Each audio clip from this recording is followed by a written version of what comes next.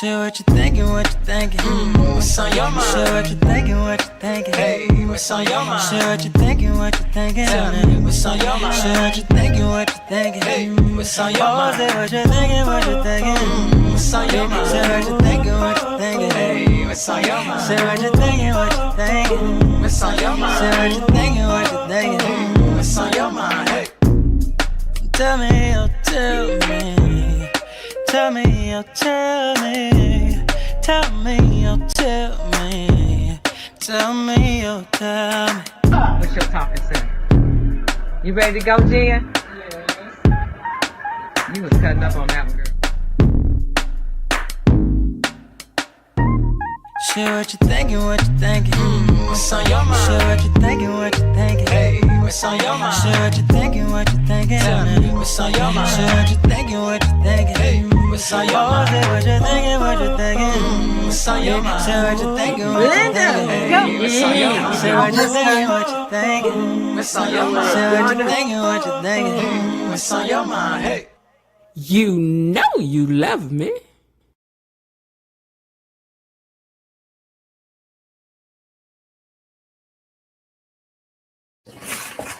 Hey, you guys, and happy Friday to you. It's Friday. Friday. Can y'all believe it's Friday? I can't believe it's Friday. It's Friday already. Linda, that means that a week ago today, you and I were preparing to have no sleep at all. What were we doing about this time last week? Oh, just checking into the hotel, I think, at 8:41. I think that's probably correct, if not later. No, it was later. It was later because I forgot we went and ate first, didn't we? Did we eat first and then went to the hotel? I think we did. I think we ate first and then went to the hotel. So yeah, we were probably at dinner. Okay, but it was quite a week. Anyway, we got some exciting things happening today. You know, we have our first annual Gatey Awards, the Gatekeepers Gatey Awards. It's the Gatey Awards. It's the Gatey Awards. Are y'all ready for the Gatey Awards and to find out who won, what, and why? Are you? Because you know, only the members did the voting. Only the members did the voting. So if you're not in the membership, you didn't get the vote. So I'm going to tell you something. I was a little surprised about the way that the votes went myself. I really was. I really thought that the votes were going to swing a certain way on some things, and it did not. And I'm surprised by that and am and was. Okay. Anyway, thank you for joining me here on the So What You Think channel for the daily recap of Beyond the Gates. Although today it's going to be a recap, because we got other things to do. And I want to hear what y'all got to say because this week is so exciting. I mean, there is so much to listen to you guys talk about. I can't wait to hear what Miss Lil and I almost said Cat Daddy. E Daddy, I almost call you Cat Daddy. Cat Daddy. Okay, what E Daddy, what Var, what Elaine, what Belinda, what Raven, what KB, because she probably gonna be trying to sneak it here, even though she's supposed to be getting on a boat somewhere. Girl, you better be on the boat, man, and your business. She probably down there now talking about, I need to get the internet. When can I get the internet? I need the internet right now. I need the internet right now. But at either rate, Linda and what everybody has to say, we'll see who all's in here in just a minute, okay? We call ourselves the gatekeepers over here because we think it is our business to be in the business of everything that happens on Beyond the Gates. As if these people got us on payroll and they don't. They need to give us a couple dollars, just a couple dollars. And listen, since it's Friday, let me hold $5. Y'all think so? Oh, wait a minute. Hold on, KB gonna get me. Hold on, even her absence. Let me get over here and put these goals up because she will have a fit. You'll be getting a reverb type thing, Hold on, let me put the goals up. I can hear KB now. She getting things up. We get things and.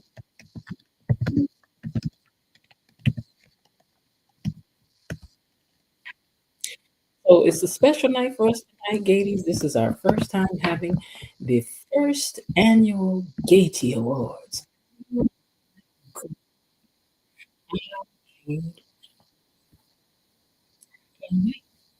All right, now let me leave from over here and get back over here where y'all at. Okay, now, no more echo.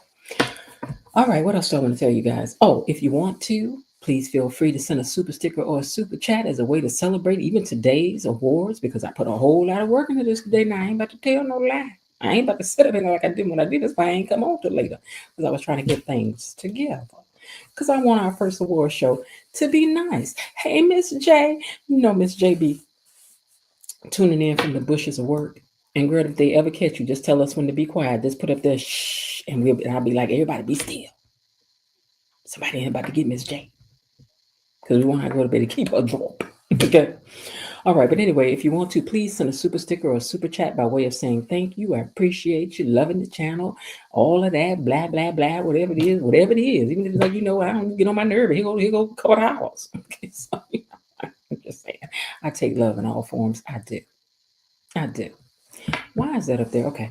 Anyway, after we get through doing all that, we like to take a deeper dive after we get us a few laughs and a little gossip in about these doggone Duprees. Then we like to take a deeper dive into what these characters and these storylines are really about. How do they relate to our lives? How come we think like that? How come it's all right with me that she like that and he like that? I don't know. So we like to figure that stuff out too.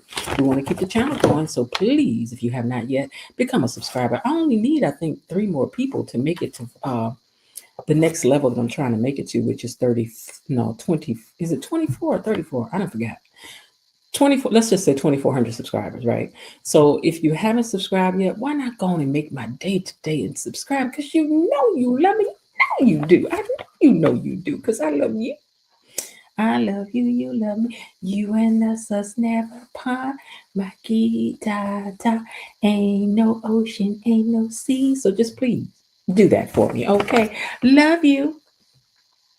Now, please hit the like button also, because our officer of the like button, Miss Belinda Hill, will bring this entire, except during the award show. I hope she don't have to get y'all doing the awards. But during the award show, I hope she don't have to get y'all, okay? But if you see this. Hey, you, hit the like button. Then just know that you're not in compliance and you need to hit the like button like I just did on my other device, because I always like to be in compliance with that thing, okay? While we at it, let's say hi to our mods and to Tony Lynn, to Mr. Raven Maniac, and to Miss Elaine T. And did I forget somebody? Why I feel like I'm forgetting somebody? Elaine T, Belinda Hill. Yeah, and the mods and Tony Lynn. Okay, so say hello to all of them and to each other. Say hey to each other.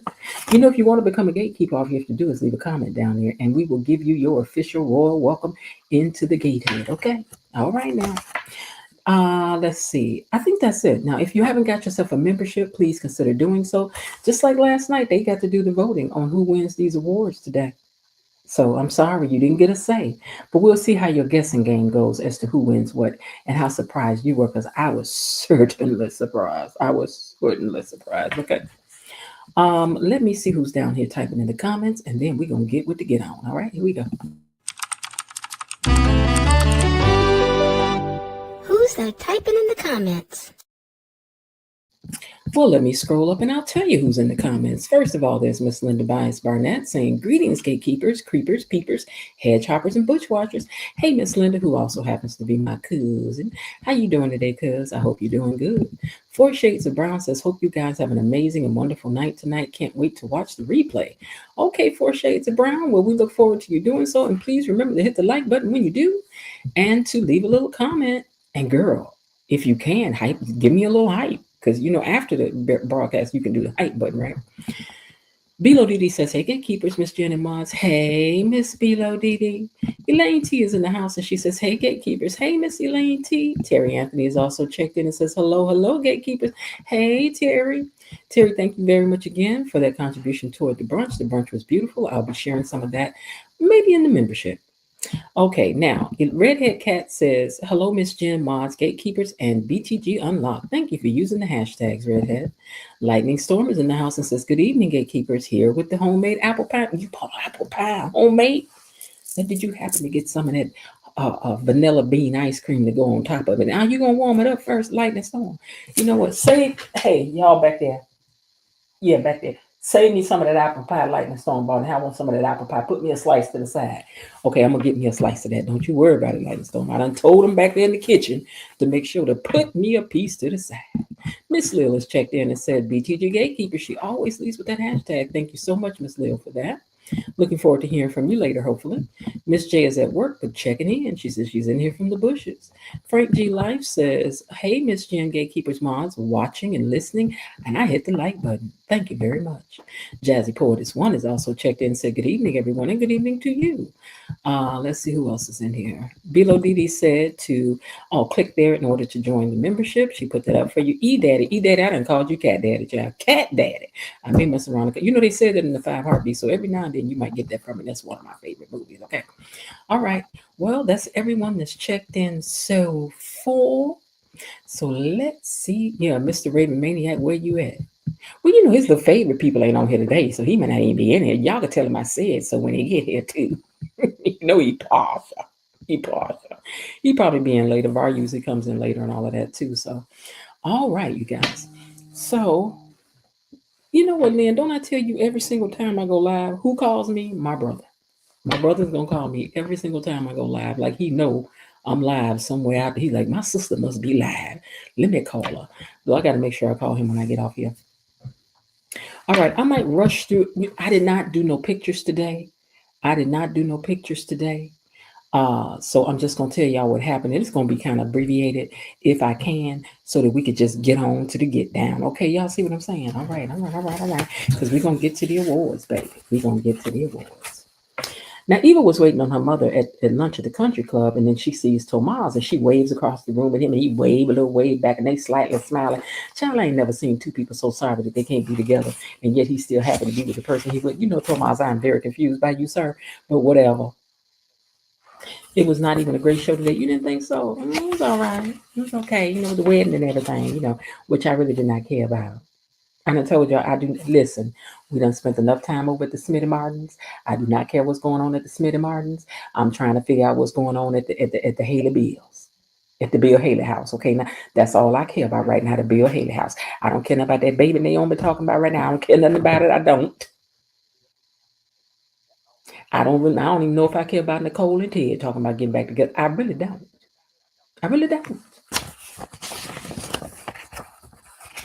Let me look through here and see what highlights I can bring up that happened today, because that's all we're gonna talk. We're gonna get to our awards and we're gonna open up these lines, because it's 8:52. It's almost 9 o'clock. So let me see. So okay, Smitty. Okay, you know the Smitty Martins had their wedding today. You know, congratulations, Dan. Okay, all that. Okay, that happened. And then Dr. Nicole had ran up in there, and then Ted had came in there too, right? So while Ted was in there, Ted was trying to talk to Nicole. Nicole didn't really want to talk to him, but he was like, "Look, girl, can I talk to you?" So then he was trying to talk to her. He was like, "Listen. You know, I still love you. I'm gonna always love you. I'm gonna give you your space, girl. I'm gonna let you do what you need to do." And she was like, "That's good," because you know how she like to have all that attitude right now. Nicole is like to have a whole bunch of attitude right now.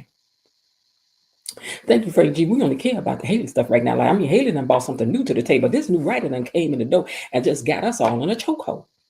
Can't breathe till Monday. And I gotta then the previews. See, the previews was given, you know, I don't know this new writer now. I don't know if it's the new writer that took the second chair or what. But okay. All right, now as far as Haley was concerned, we're gonna move over to that. We're gonna get to our awards and we're gonna open up the lines because we got plenty to talk about this week. Okay, now as far as Haley is concerned, she was still trying to flim-flam Bill. Okay. I just wanted to do a small party for you, Bill. And that's all I really cared about is you, Bill. I'm just, Haley, girl, if I could reach through the TV, through the television, girl, I would grab a hold of you. I know I would. I would, girl, I would. Because you done got on my nerve, girl.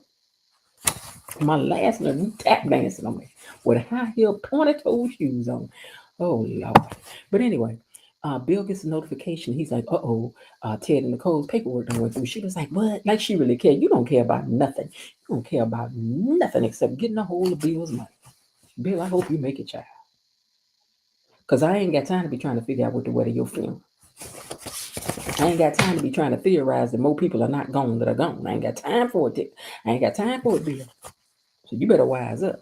Because Nicole said something to him today that made him think for a minute. She was like, you in trouble. I ain't heard that tone since I made a mistake and got some ink on her favorite outfit. She probably did turn real dark and evil when that happened too. Scaly Shamilton gave me a simultaneous toothache, buttache, and a neck ache. Girl, she had everything hurt. Now over at the hotel, Leslie was up to her antics again because she seen see, listen, after they had went over to the Smitty Martin's wedding, Dr. Nicole had went on over there to Ted house. I ain't going in order. I'm gonna just tell y'all what I remember. So Dr. Nicole had went over there to the hotel to talk to Ted. So when Leslie had seen that, Leslie went and pulled the fire alarm just to bust it up. That was kind of funny, but girl, we tired of you now. We tired of you with all these antics, girl. But you know I love you though. You know. You know. I don't know why I still love me some Leslie, but I do. But she be doing too much. She be doing too much. How did you feel today, Elaine? Did you think Ted tried to stand up just a little bit for Nicole today? Because I don't know.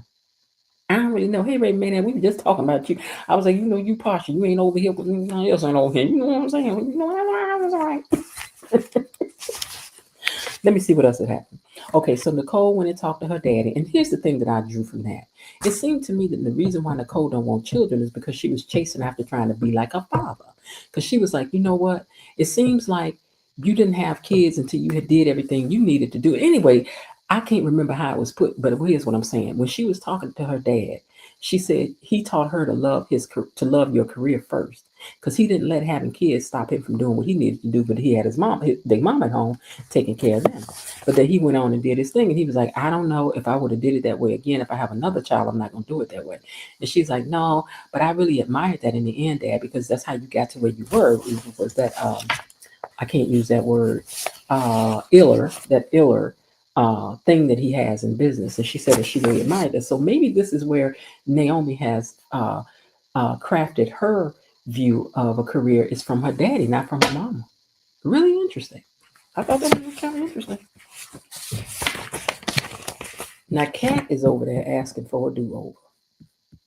And Kat, I'm a little bit tired of you, girl. She wants to throw flour and cake and everything all over the frosting and stuff all over the place. She do. She's like, we need to do over. You know, girl, if you don't stop trying to take the lead with Tomas don't really like it when you take the lead, but hopefully they're gonna be all right this time around. But I don't know, because she was talking about she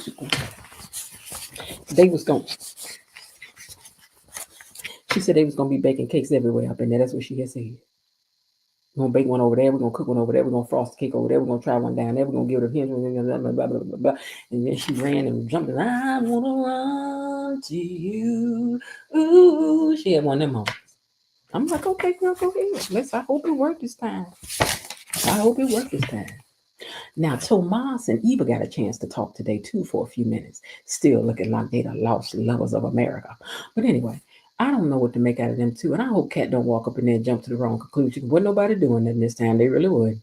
They was just talking. Because you don't need to talk to him. Oh, but then that's another thing. Turns out that Anna, the character that Leslie plays, is supposed to be her tribute to Anna Mae Bullock, who is Tina Turner's real name. I'm like, wait, what now? How Tina get in this? How you gonna put Tina Turner up in this, girl?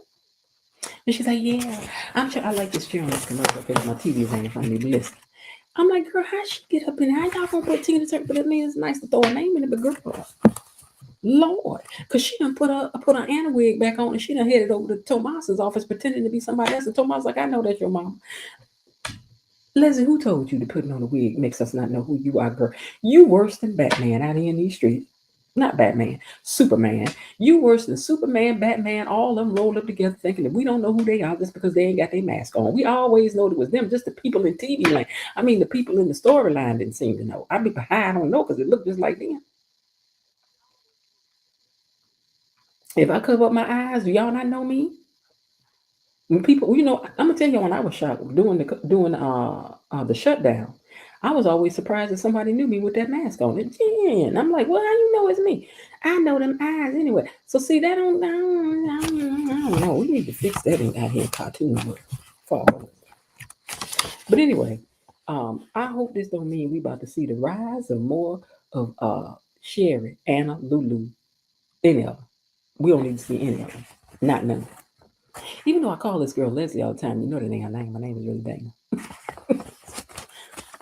Do we ever call her Dana? I don't think so. All right, so let's see.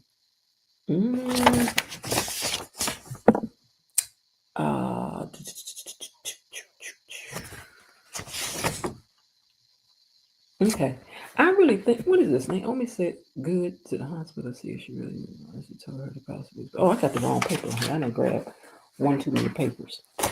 Okay. Because I'm looking at that like, I know I said that yesterday. Haley was still trying to unload them cupcakes over on Bill too, which was a shame, girl. Haley, I don't know, girl.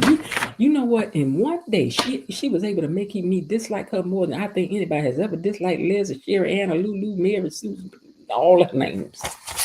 That girl went from 0 to 55. All right, now. Trying to see what else happened. Okay, so that was really kind of the end of it, except that Nicole showed up at the door of Ted, which I said. So we got to wait to see what happened. Oh, let me get into what happened next week. Oh, hold on. Next week's clips, Nicole seems to end things with Ted after she then went over there to the place. So maybe Leslie did something yet again. But you know what, Nicole, I think you a fool for letting somebody run you off from your man. You was a dum-dum. Because baby, you couldn't run me off of mine. We done had this many years together, and we happy. You just gonna have to suffer for a little while. But I'm gonna keep you though. I'm gonna keep you. I'm gonna keep my man, because you definitely ain't gonna be over there messing with the woman. She would have never got her hands back on Ted if he was mine. I bet you that. Danny and Vanessa see Haley with Randy. Sees Haley with Randy next week also. So they was like, I wonder what she doing with him. And she was like, Randy, and she said Sammy, and they both looked at each other like, why you call him that? Why you call him that? I'm like, ooh, now I hope y'all don't slide past that. I need for y'all to have a full grown-up lady discussion, a real gossip session about why y'all both calling him by different names. And I need y'all to get to the bottom of that thing. I need both of y'all to go over there to that table. If both of y'all don't go over there to that table, now Joy asked Randy next week what he's doing with Bill Hamilton's wife. So I wonder how he got that information. Did Nessa tell him? Or did he review the tape? Did Nessa tell him, or did he review the tape? Or will this make him review the tape? I don't know. But I'm ready to know. Eva meets a new guy who we know is Andre's brother. And he's got a lot of appeal. He does. He's got a lot of cake making appeal. He do. He look like a bad boy, child. He got Prince written all over him. He got D'Angelo written all over him. May he rest in peace. He got D'Angelo. He got Prince. He got all of the men, like that. Shaka Zulu that used to be on A Different World that dated Freddie. He got a little Shaft. He got a little bit of all that on him. He does. He gonna be nothing but trouble. And of course, that's gonna be the one that all of the women want. And I think all of them shall have him. Wouldn't it be something if he came in town and started liking Ashley? Now that would be something. Now we'd have something to talk about.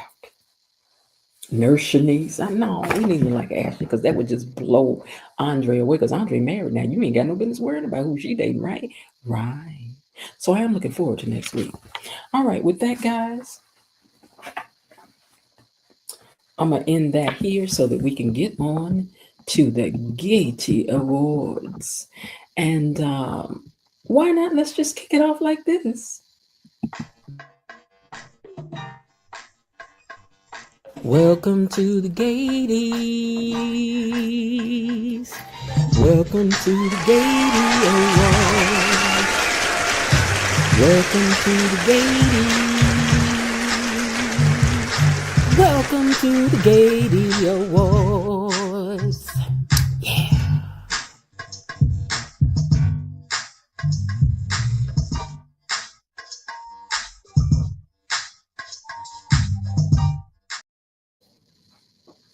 Welcome to the Gateys. Welcome to the Gatey Awards. Yeah. Welcome to the Gateys.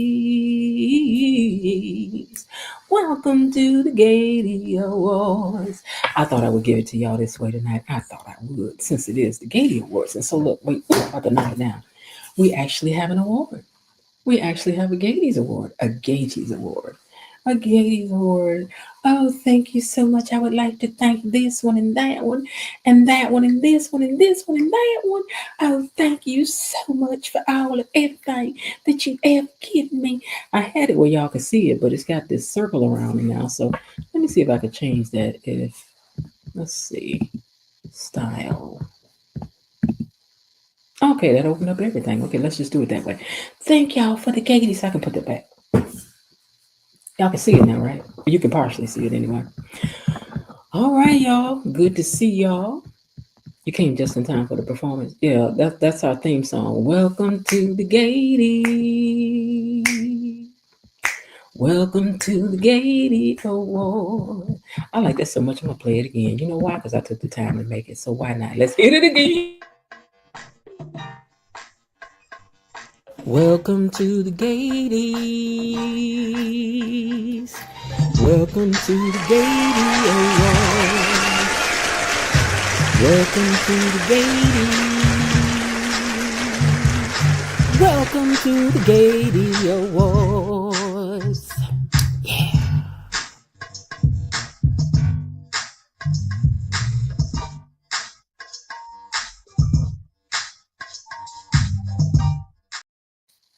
I don't know if y'all noticed, I tried to match the picture.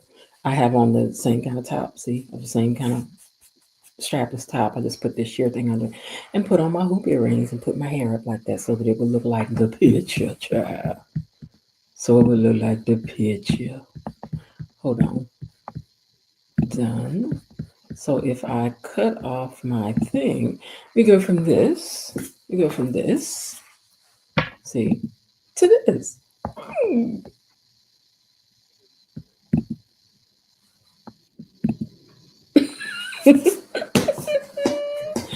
Okay, I keep on about to knock the thing down. All right, you guys. Well, let's get to our Gatey Awards. I'm so excited. Do you think you know who's going to win? Because I was surprised with the way some of the voting went myself. I really was. I really, really was, right? All right, so let's take a look and see who wins. All right. All righty. Let's see who won some stuff. Okay. Oh, wait a minute. Let me do some stuff that I can use for these pictures later. So, okay, I had to do these things so I can use them for future video clips. You know what I'm saying? You know, that stuff like, you know, you love me, or let's see who's typing down in the comments. Okay. All right, you guys, I'm excited to get to it. So let me tell you about these awards, right? All right. So first, let me locate something else first because I want to be able to, let's see. Okay, hold on. Let me hear what music is down here.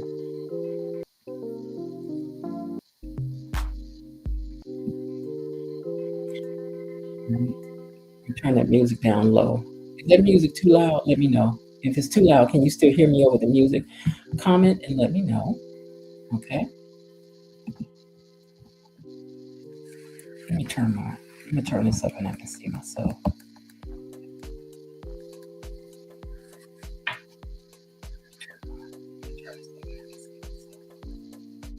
Okay.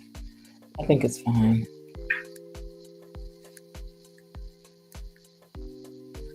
Okay. All right. Hold on, girl. I'm about to do my awards. This is the awards, girl. You can.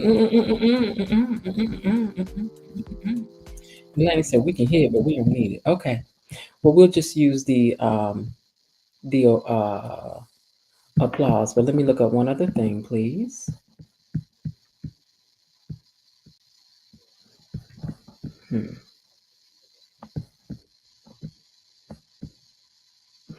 Okay. Okay. I wanted to look up some sound so that we can have it for the awards. All right, ladies and gentlemen. So first up for tonight, we will take your guesses as to who you think is going to receive the award. I wonder, okay, here's a question before I get started. Do you think I should have opened up the panel before I read the award so that others can comment on it as well? Or should I just read it to you guys? So should we open the panel and then do the award so that other people can give their comments? Or or whatever, or do you want me to just read who got the awards? Let me know what y'all think. You want others to come up so you can have a say on what you think about who got the award, or why you're happy they got the award, or any of that, or do you want me to just read them? Because I can go on and drop the link. Read. Linda says read.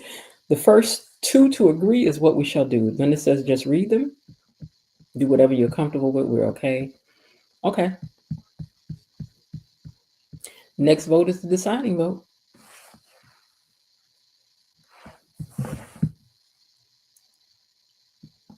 Open the panel for some live chat interaction. So that's what I thought, Mr. Raven Maniac.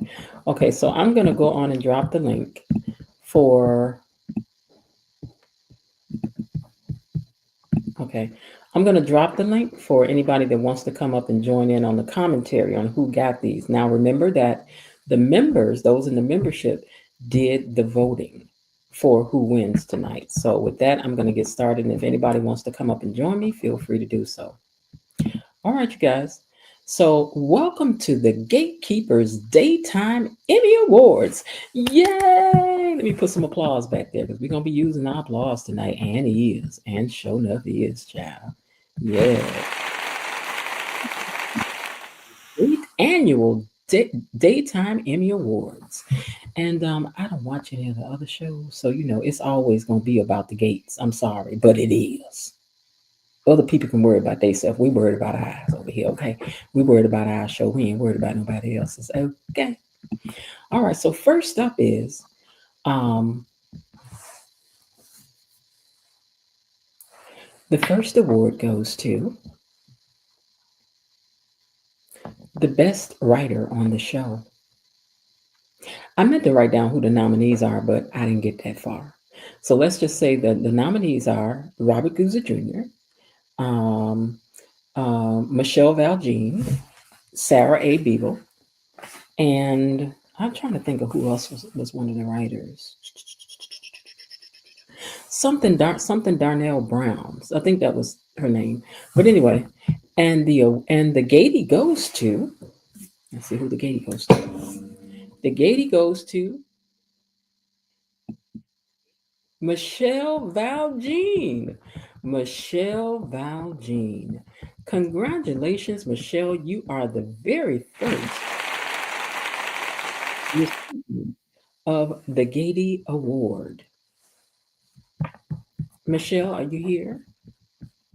Okay, I guess she's not here. I'll have to accept for her. I have never heard her voice, so I would like to thank everyone who voted for me in the voting committee of the Gatekeepers. And I'm just really so very happy that you guys are watching the show and enjoying it. It's been a labor of love to bring this show to the masses. And I would just like to thank you all for tuning in to Beyond the Gates and watching all of these wonderful things that we've been trying to create for you as an audience. Thank you so very much. I'm so honored to be the first recipient of the very first Gatekeepers Gatey Awards. Oh, thank you so much, Michelle. We appreciate you so much. We appreciate you so much, Michelle. Thank you. Thank you so much. Thank you so much. Okay. Well, our next award will be for, let me go back up so I can see. All right, so our next award that we will be passing out will be for the Best Director. We have our nominees are Mr. Stephen Williford and also Mr. Fido Xavier. The envelope, please.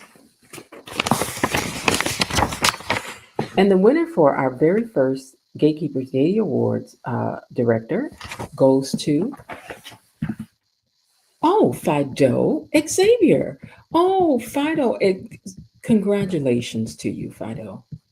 Now,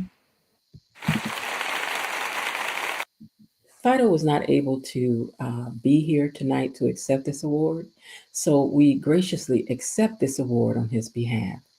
Great work, Fido, this year on the Gates. We have enjoyed everything that you have shown us on the screen. Thank you so very much. Oh, that was really nice. That's very exciting for him that he won. Very exciting. Okay.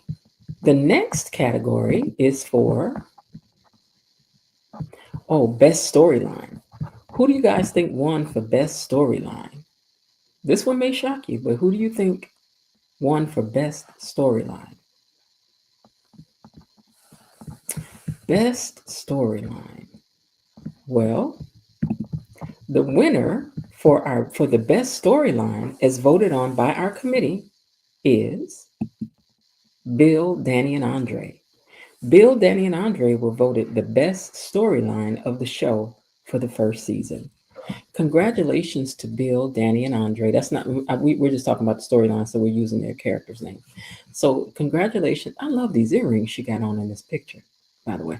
But anyway, congratulations to you for your storyline being the very first one to win a Gatey Award. And we gladly accept on your behalf. This thing was huge. I didn't think it was going to be this big, but anyway, we gladly accept on your behalf. Congratulations to you all. Our next category will be for best couple. For the best couples, we have Danny and Andre. Our nominees are Danny and Andre, Bill and Haley, Ted and Nicole, Vernon and Anita. And the winner for the Gatey is Vernon and Anita Dupree. Congratulations for winning the Gatey for the best couple that's been written on the show. Congratulations to you both. Don't they look lovely? All right, our next category. Oh, wait a minute. Okay. What we doing? Okay, wait, hold on. What we doing? Okay, hold on. As with all award shows, there is a part that we do need to include in here. So, please give us a minute. At this time, we would like to take a minute to recognize those that we lost on the show. So in memorandum, I think that's the way they say it, we want to acknowledge the following people. Jason Vendras. He played Kenny, aka Bubba. Thank you for the work that you've done on the show. Also, we don't want to forget Destiny Love. Now, she didn't leave us, but we ain't seen her. And we're not sure what's happening with her. So until we see... Wait a minute. Until we see and spot you again, Laura, we have had to include you in this memorandum, girl. We don't know where you're at, girl. But if you should make it back, girl, we will gladly take you out of this section. But Destiny Love, while you were here, we really appreciated the role that you have played from the bed on the show. Even though we did see you twice or so outside at the office. But girl, where you at? Don't let these people write you out, girl. But so far, we had to put you in there. Also at this time, we would like to mention Jason Grant. I'm sorry, okay. Okay, I would like to also mention Jason Graham, who played the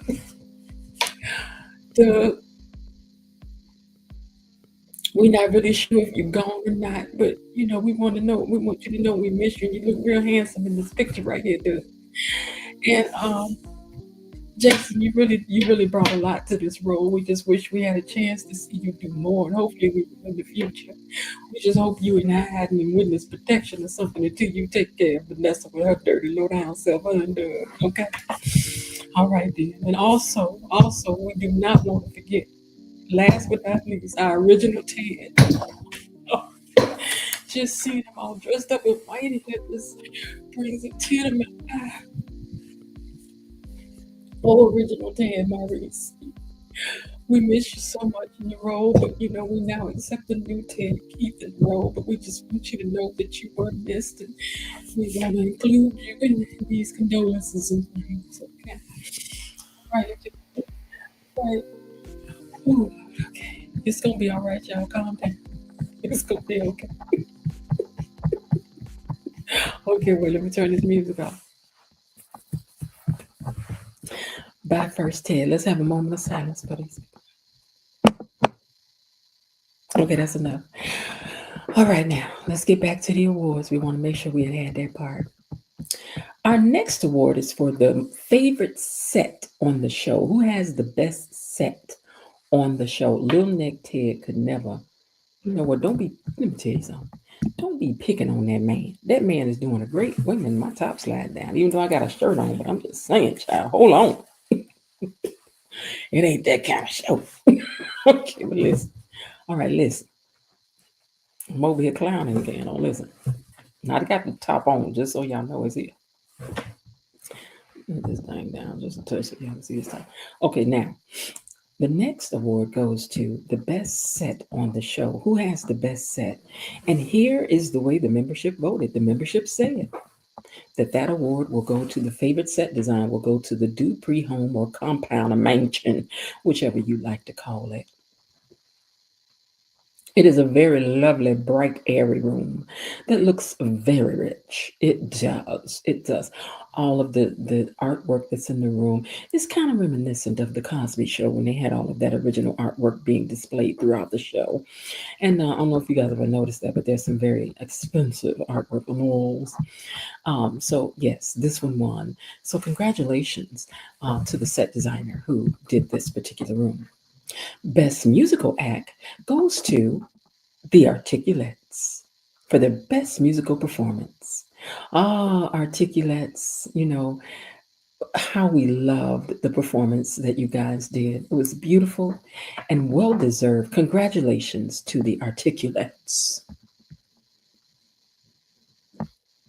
Now, our next award will be for the best dressed on the show. And for the, no, wait, I'm sorry, best makeup and hair, excuse me. Best makeup and hair award goes to Anita Dupree. This character has been flawless every single time she's been on the screen. And we are here for it. Every single time she's on the screen, it gives I'm rich and I'm unapologetic about it. So congratulations, Anita Dupree, for the best hair and makeup. Now, for best dress, there was a tie. Coming in for the tie for best dress would be Anita Dupree and Danny Dupree, which I agree with. I think that these two are the sharpest on the show always, even though I like the way that Dr. Nicole dresses as well. And I like some of the stuff that Danny, which I think everybody's well dressed on the show. It fits their character. As my friend would say, character. It fits their character. So, but Anita Dupree and Danny Dupree tied for best dressed of the series. Now, the storylines that we would most like to see expanded goes to Randy, Peaches, Carlton, Tracy, and Sharon, who are the Articulates, Sharon and Tracy. But we would like to see the roles of Randy, the roles of Peaches, and the roles of Carlton. These are the storylines that we most want to see expanded to learn more about these storylines. Remember, I didn't vote at all on these. So, you know, all of these winners were chosen by the. I'm trying to see what I did with my. Hold on a second, guys. What is up here first? Hold on. Got my water over here. Hold on. I don't know what I did with it, so okay, never mind. Okay, anyway, these are the storylines that we would most like to see expanded, okay? You voted for Shanice. Okay, I know you voted for Shanice, but you voted for something else for Shanice. You done forgot, girl. All right, so our next award is for the most outstanding performance on the show. So the most outstanding performance on the show goes to, drum roll please. Let me see, is there a drum roll down here in the sound effects? I think it is.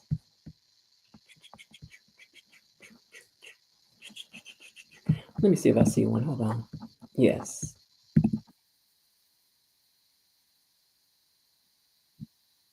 Okay, let's add that. All right, so for the award for the most for best performance on the show, it goes to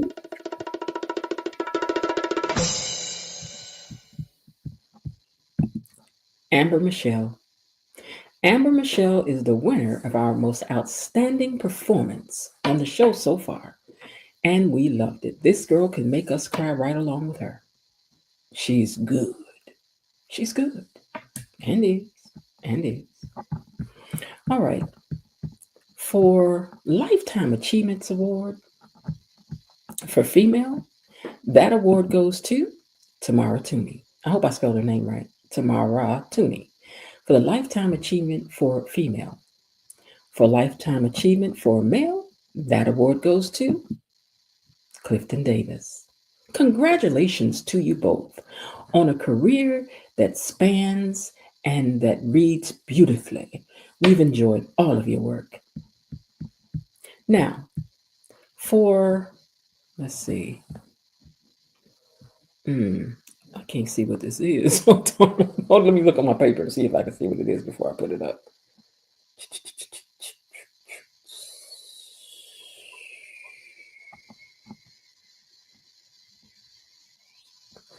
Hold on, y'all.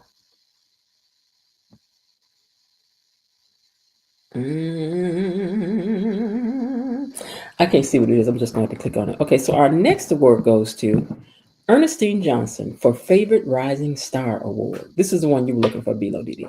So our Favorite Rising Star Award goes to Ernestine Johnson, who plays the role of Shanice, or Nurse Messi, as we like to call her over here. And you know we love her. From the very beginning, we were begging and pleading that she would be able to rise and we would see more of her. And so we're very happy that we have been able to do just that, see much, much more of her role. And I think she said that her role is being very much expanded. So we're excited about that for you too. So congratulations, Ernestine Johnson.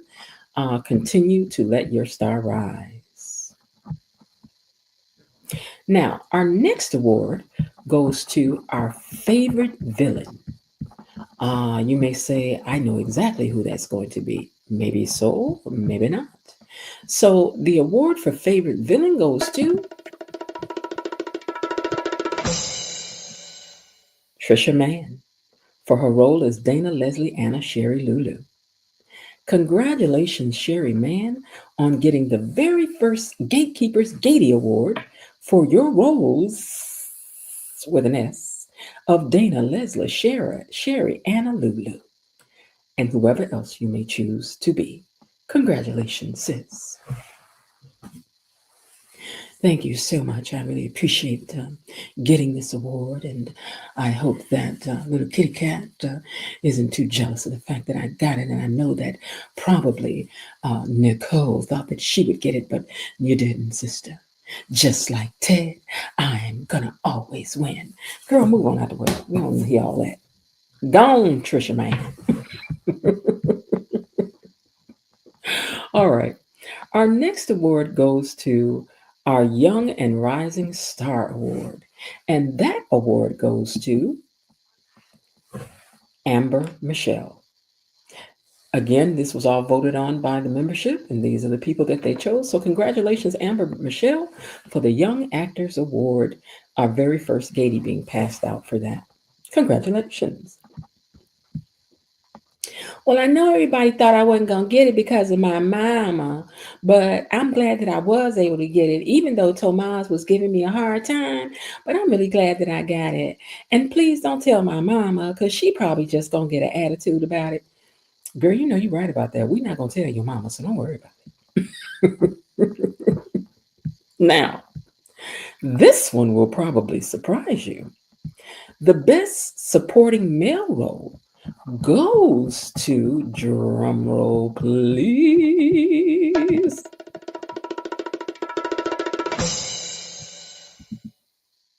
John Lindstrom, for his role as Joy Armstrong. Congratulations, John Lindstrom, for the very first Gatekeepers Gatey Award as Best Supporting Actor. You keep those acting chops up and stop chopping everybody down. All right now. For the Best Supporting Female Role, that award was voted upon by our gatekeepers, and that award will go to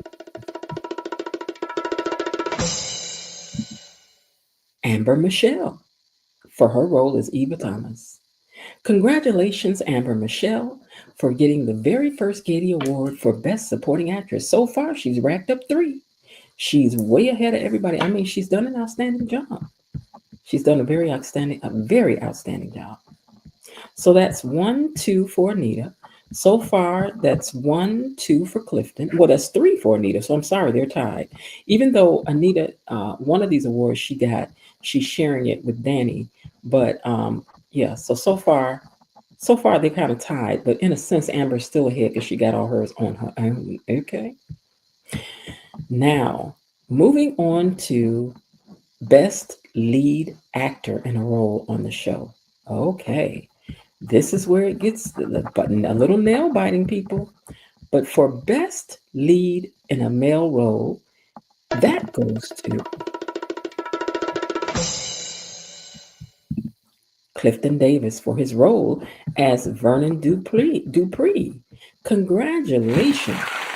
Congratulations, Davis.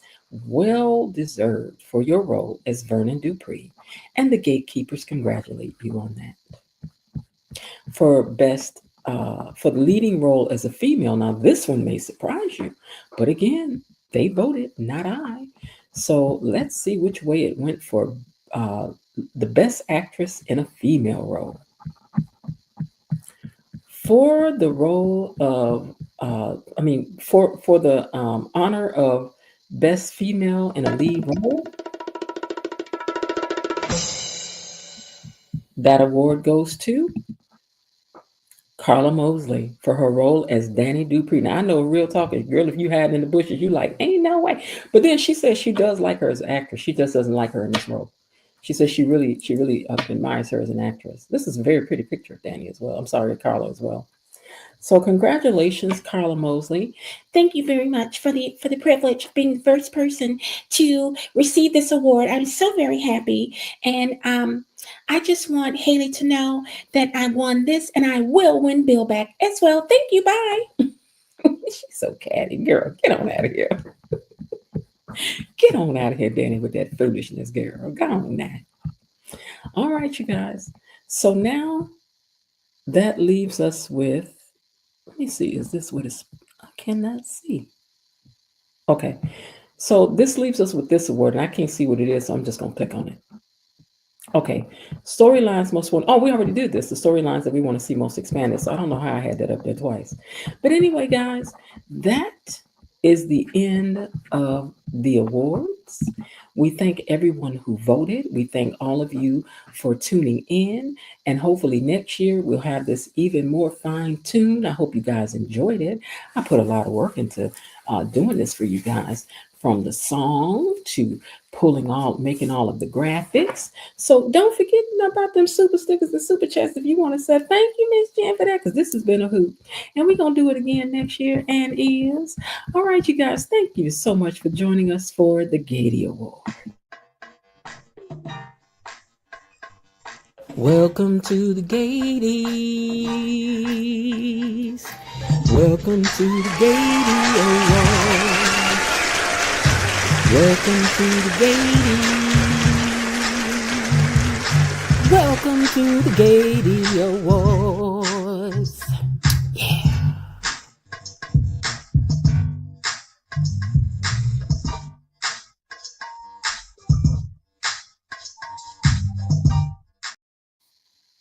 You know, that's all cute and everything. But I would just like to say that I don't know how it is that I didn't win for the Best Actress. I mean, after all, who's going to beat Anita Dupree?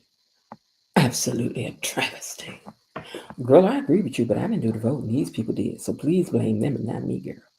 All right, y'all. With that, I'm going to officially open up the lines so that we can, let me take this picture down first. Okay, I'm going to officially open up the lines so that we can move into our Friday night fish fry and family feud. Y'all ready to do it? All right, let me find this thing and play it for you guys. Hold on. The lines are now open, and you know you want to gossip, so share what you thinking, what you thinking.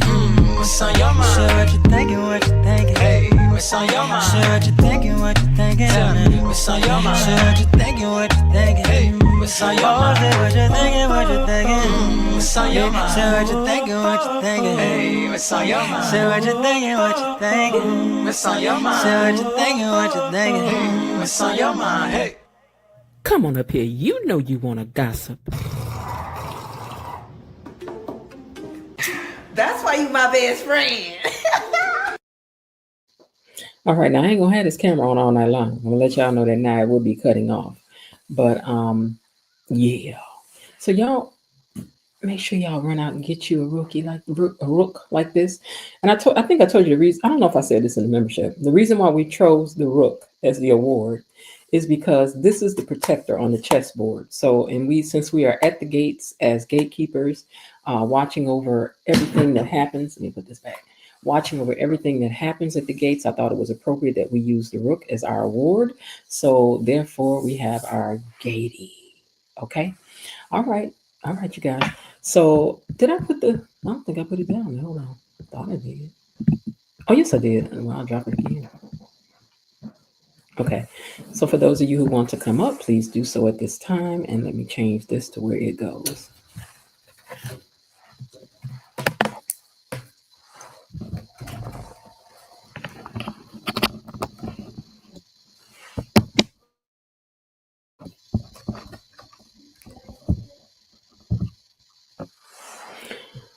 Ooh, okay.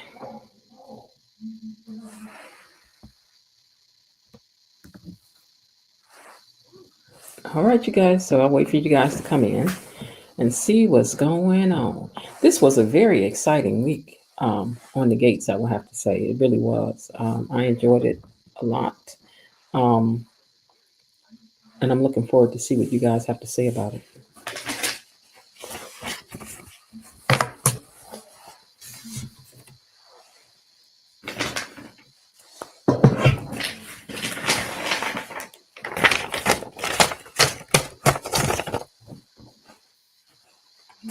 All right, Daddy, I see you back there. It was so much that happened. I know y'all better get up here and talk about this. The whole switch in Haley. Poor Real Talk can't watch the show no more. She was not happy about this here at all. And then Miss Lil, you know, I said Kat came in a little different this week too. Thank you so much, Raven Maniac. And the Gatey Award presenter goes to Miss Jen. Thank you, guys. I would like to thank everyone. I would like to thank all of y'all out there. I would like to thank everyone all around the world. And thank you so much, Mr. Raven Maniac, for believing in me and all of my capabilities. Thank you so very much. So while we're waiting, I might as well get that song playing, right? So here y'all go. Money is coming to me. Money is coming to me. Money keeps coming to me.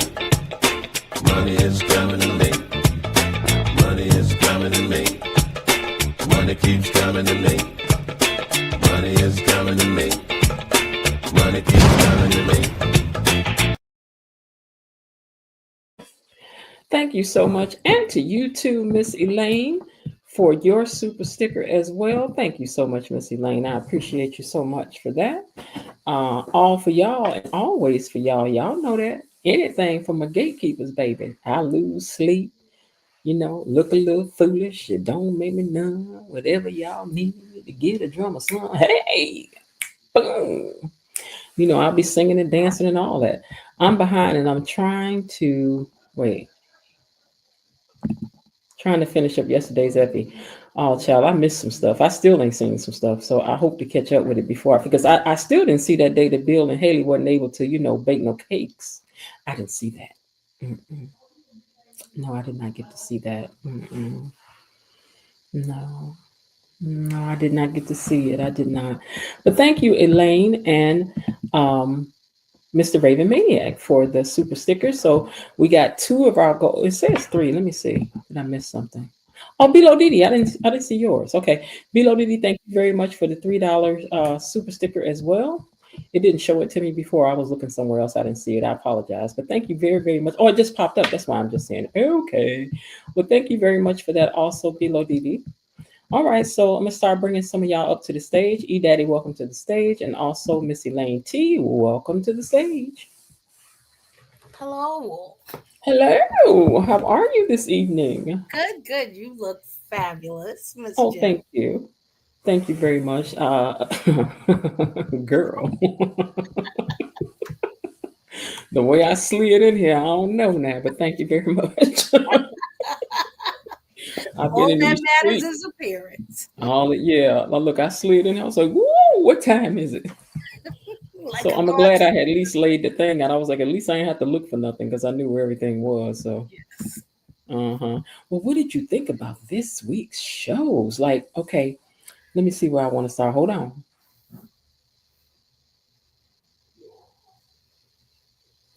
What did you think about the Bill and Danny piece? Would you like me or E Daddy to go first? It doesn't matter to me. E Hey, Daddy, Miss you Lil, what haven't did you think? spoken, so how about you speak, E Daddy? Hello. Hey, so what'd you think about the Bill and Danny stuff this week? Oh, I love the Bill and Dane storyline for once. After we found out what Haley was doing, Really? Okay. Now, why was that? because we found out because this week confirmed everything I thought about Haley. She's a witch. I Mhm. didn't know she was a ringleader, but I knew she was a witch. She was a manipulator and schemer. And Yeah. she reminds me, like I said, she reminds me of those old coworkers I had at work. They sweet talk you in the beginning. In Haley's case, it was cupcakes. In my case, it was them pretending to be nice and then revealing their true selves later on when my coworkers were in too deep. Oh, okay. You got to watch them doggone co-workers sometime. Mm-hmm. Yes, you do. Not Miss, everybody's your friend. Now, Miss Lil, what did you think Oh, about the here's Bill and? mom. Okay, Miss Lil, what did you think about Bill and Haley's situation this week? No, no, sorry, Bill and Danny. I'm sorry.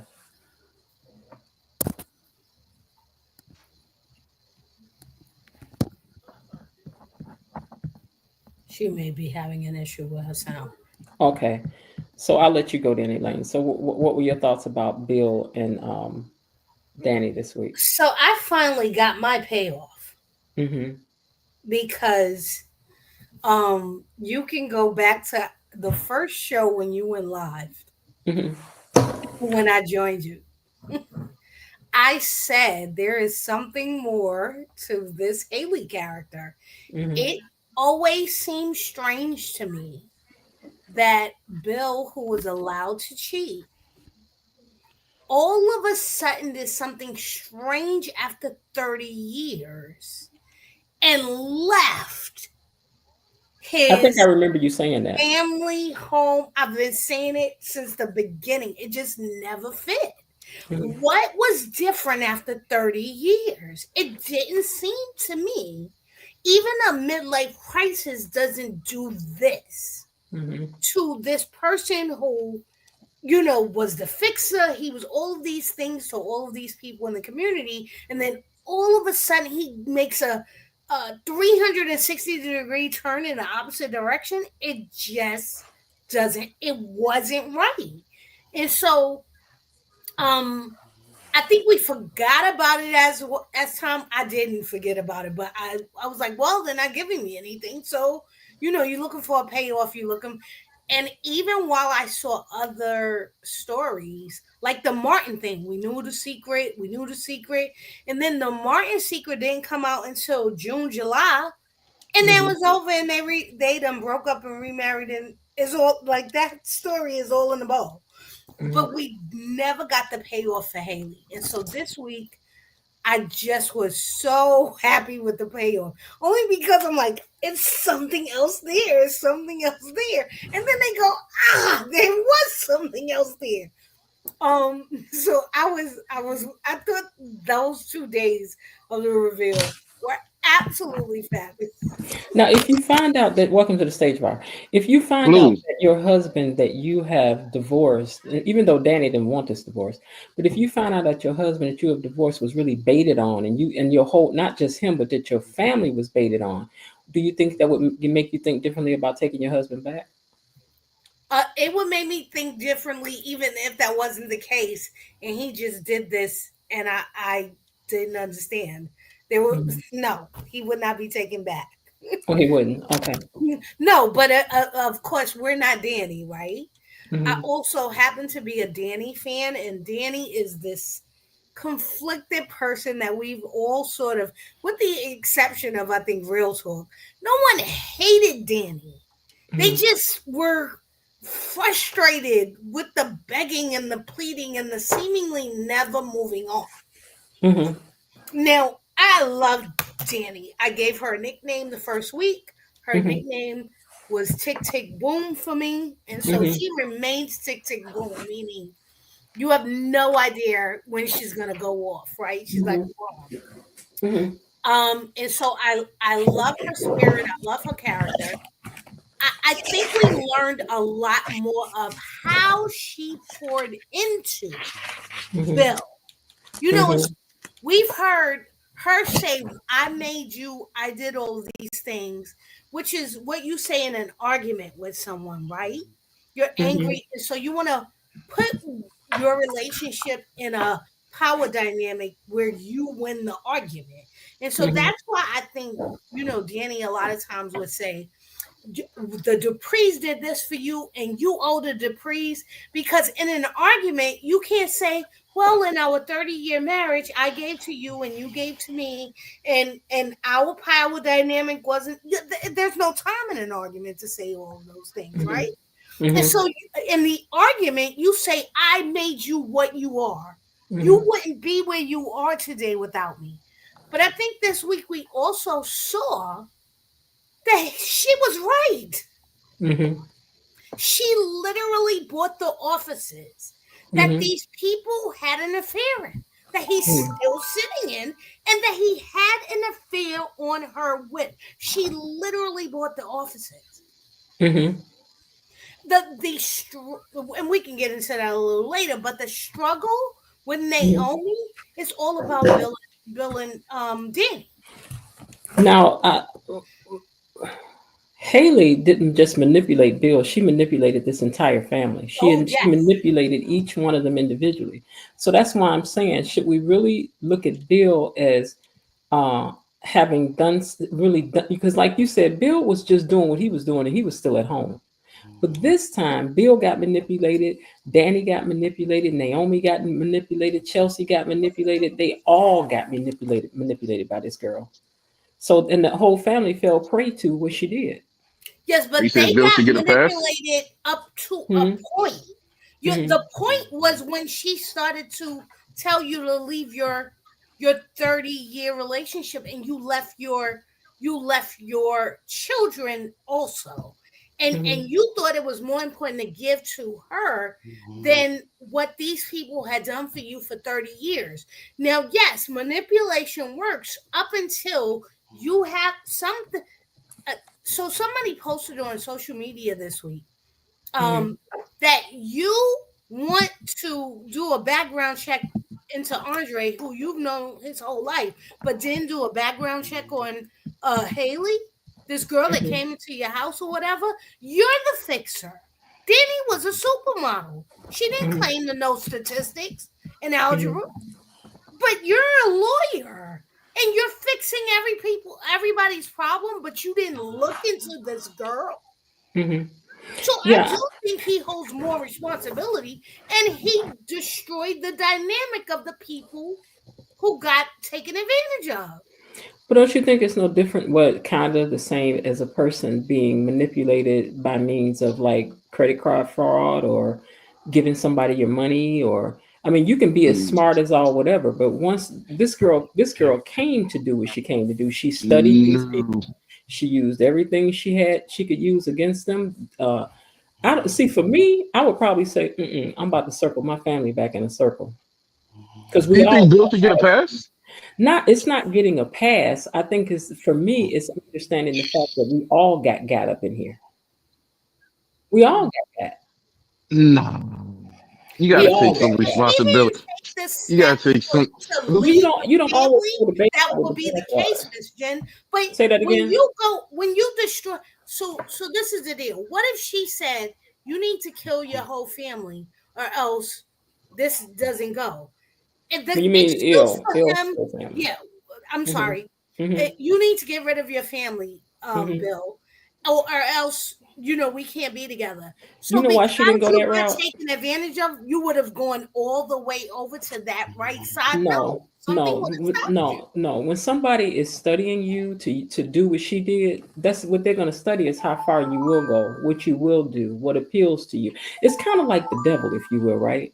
The devil is not going to waste his time trying to tempt you with something that's not your bag. Okay, so that's like coming to me with drugs and alcohol. I've never done none, not interested in doing none. You're gonna be wasting your time with that. But what he will do is that he's always going to offer you things for which he think is going to get the job done. And so this is what Haley came in and did. Haley came in and appealed to everything that she needed to. You're in midlife crisis. And I'm not saying Bill is innocent. That's not what I'm saying. I'm saying they all got manipulated. Every last one of them. She played all of them. She Of sure course, did. but Each and every one of them. She got in yeah, there to put but a wedge between Bill and see, as it goes on, you'll probably find out more and more and more what she did. But Oh, of course. she probably went in with the, Daddy, it's a shame that blah blah blah. Bill isn't that and then blah blah blah blah. Just she got them all. It actually reminds me of reality shows when reality shows were actually good. At the end of the game, you get to see how the winner or the best player managed to manipulate everyone. Mm-hmm. And that's a mark of a good player. but at the end of the day, Bill was still a cheater to begin with. So he just happened to But a cheater that Danny was still dealing with. This is what I'm saying. yeah, but at It's the like end of Elaine said at the beginning. He was doing what he was doing, and Danny was still putting up with it. You understand what I mean? He never went nowhere. Maybe and see, you have to understand. For some people, that's all they care about. If he don't leave, if he still pay these bills, if he's still around, we still get to have this facade. And for Danny, that seems to have been good enough because she should have been left if she was leaving on that. yeah, but Bill, I think even though she was manipulating the people, like people do it all the time. He should have been strong enough to come up out of that. And at the end of the day, he was still a cheater to begin with, so he just made himself very successful to be got. Mm-hmm. Yeah, he just made himself successful to get got. And Haley was just it could have been anybody at the end of Mm-hmm. the day. It's not like she was like Ted, how he was after he got done dealing with Leslie, a completely dedicated husband, and then, somebody I'm came sorry. What? along and tempted him. Hold on one second. Aaron Owens, you're new to coming up here, so no one else can see you, but can you turn your camera on for just a second so I can see you and know that you're real and not something else going on back here? They can't see you, only I can see you.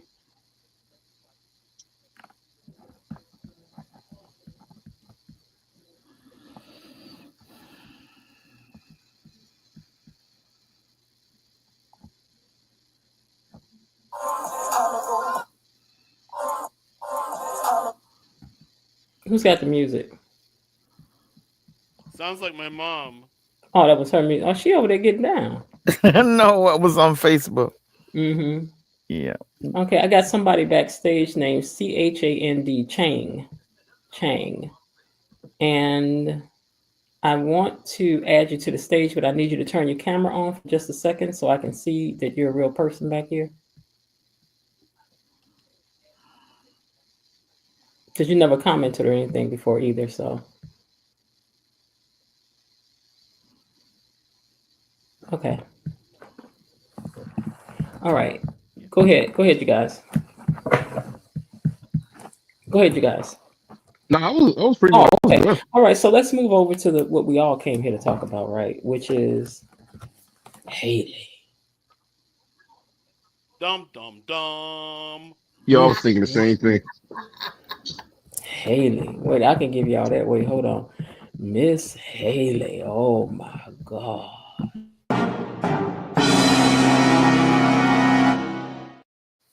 What do we make out of Haley this week?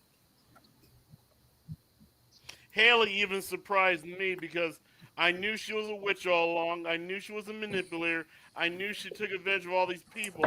I just didn't know the lengths of how she did it, and I didn't even know that she was a ringleader of an operation that that took money from unsuspecting men. Mm-hmm. Mm. She's a Would you? man hater. And what about you, Miss Lil? What did you think about Haley this week? I was absolutely 1000% surprised. I knew her character couldn't be all that pure because even we all have made mistakes, but the things that you do and you want to be acknowledged as a loving wife, and the man's ex-family is still living in town. But I never ever thought she would put a hit out on her bill. I think she just really surprised everyone. I never thought she would put a hit out on her bill. And to show you too, something psychologically is not right with her. You don't want the man. You told Randy, I've never loved him. But yet when he was getting close to Danny, you got upset. Now I think she probably got upset because if he gets too close to Danny, he won't stay with her so she can carry her plan out. But Yeah, she otherwise, I already said wonder, that. yeah, why is she so jealous of Danny? So yeah, she just absolutely 1000%. She shocked me. I wouldn't have been shocked if I had found out she was having an affair. I wouldn't have been shocked if I had thought she had some kind of a secret child somewhere, like we thought Randy's son might have been her child. All of that, but to put a hit out on Bill, that was more than I expected. And to find out that she's been doing this to various people and that Yes. she's like some mastermind or some kind of. Yeah, and did you hear what she said? And it's very frightening. This goes on in real life. Mhm. She researched him. Like if I want to research you, Miss Jen, I go on Google. I go to the people you've been around. I watch the pattern. I look at you and see what you react to, what you don't react to, where your soft spots are, what you would be likely not to want to give up. How far do I think you would go?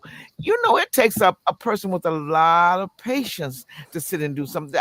Even psychiatrists don't get that deep with their patients. How you gonna sit and do all of this to someone? Mhm. If you got time to try me, you're a patient soul.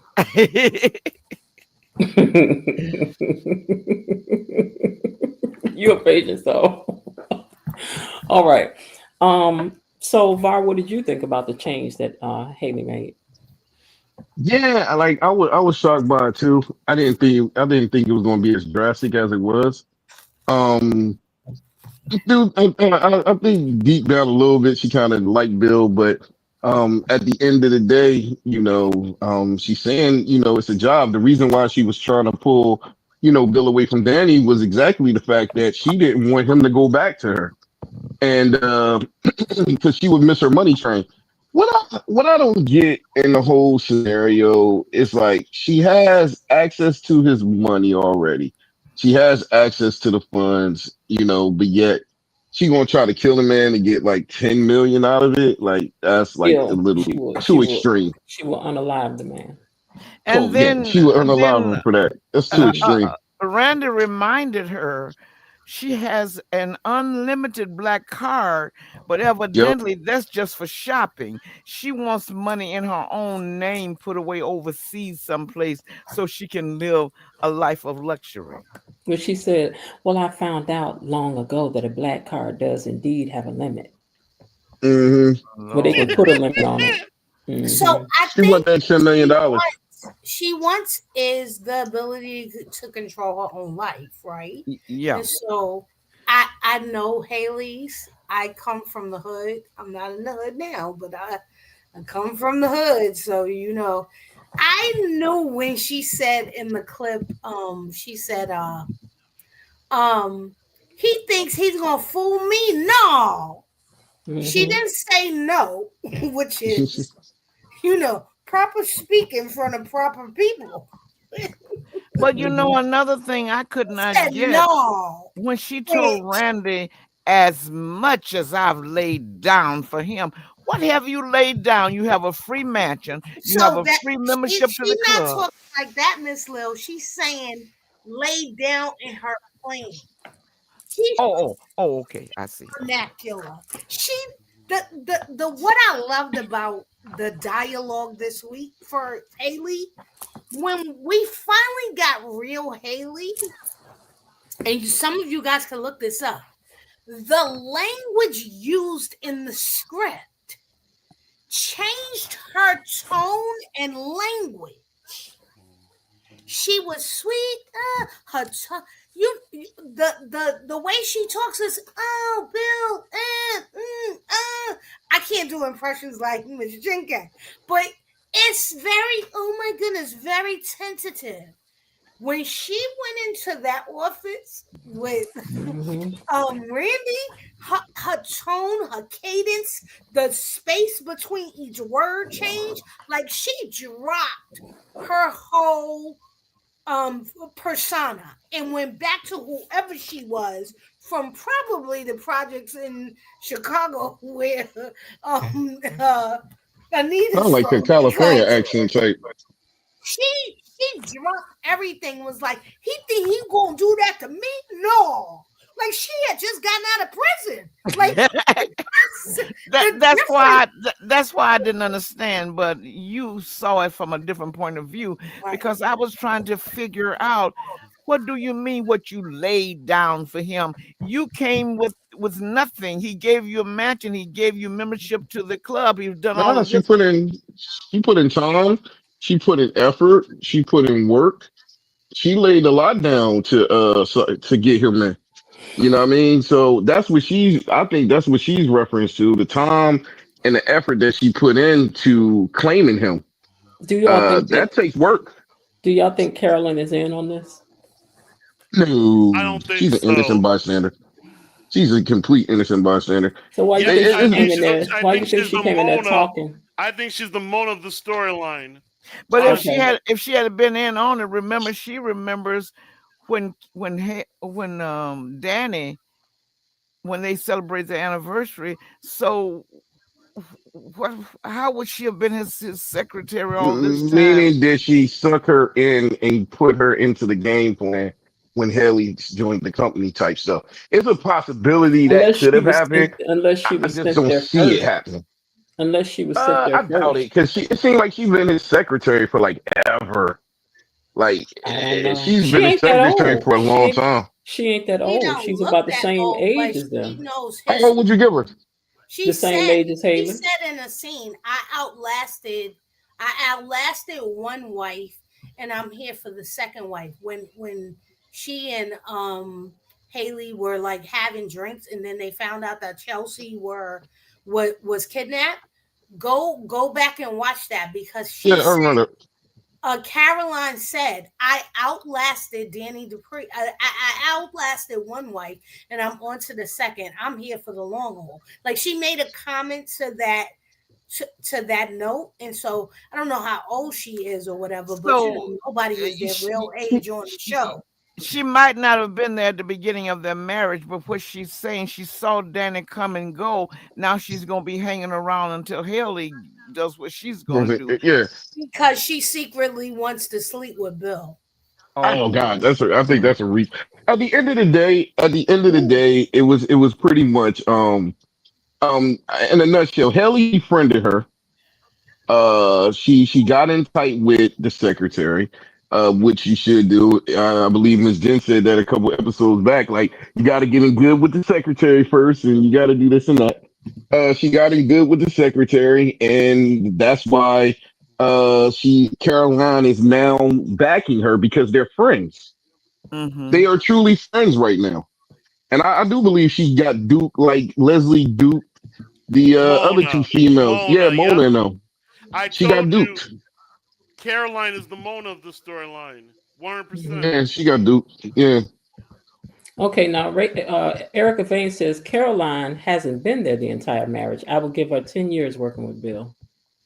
Yeah, 10 years is cool. It don't have to be the whole entire marriage. 10 years is a long time. See, I'm really kind of thinking that Caroline was sent there first to spy out the land and lay You know, because listen, you ever watch cowboy movies, cowboy shows, Mhm. and they would send that person ahead to spy out That's what shit. my son do.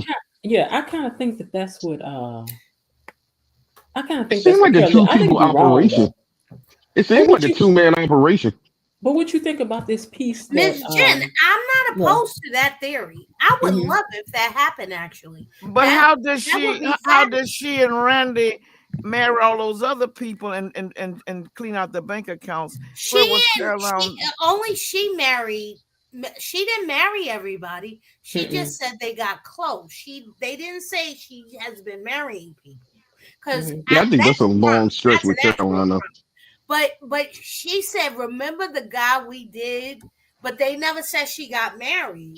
You know, people give away their money, don't I was they? taken for granted that they got married. I heard her Right, talk about the right. man who had this fleet of boats, and now he's driving for Uber, and this kind Because of thing. men don't need a ring either. So if you can get Mhm. the money, they think they getting the cow and we can get the cow too.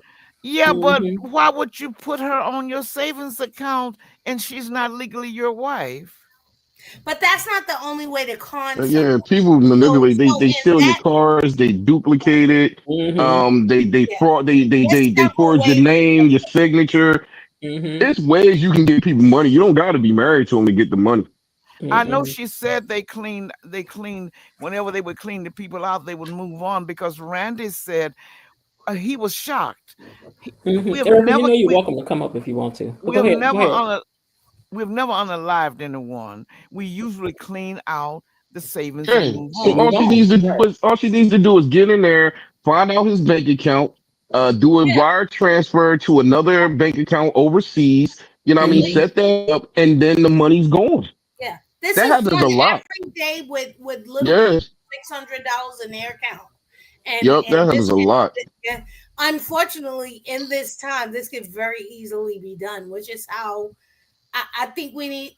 I also think we need to gloss over this because the way she took the money is not important. What's really important is this is her long con. She plans Mhm. to get 10 million, and she's never gotten 10 million before. What y'all think about that part when she said that her first person she was going to go after was Joey?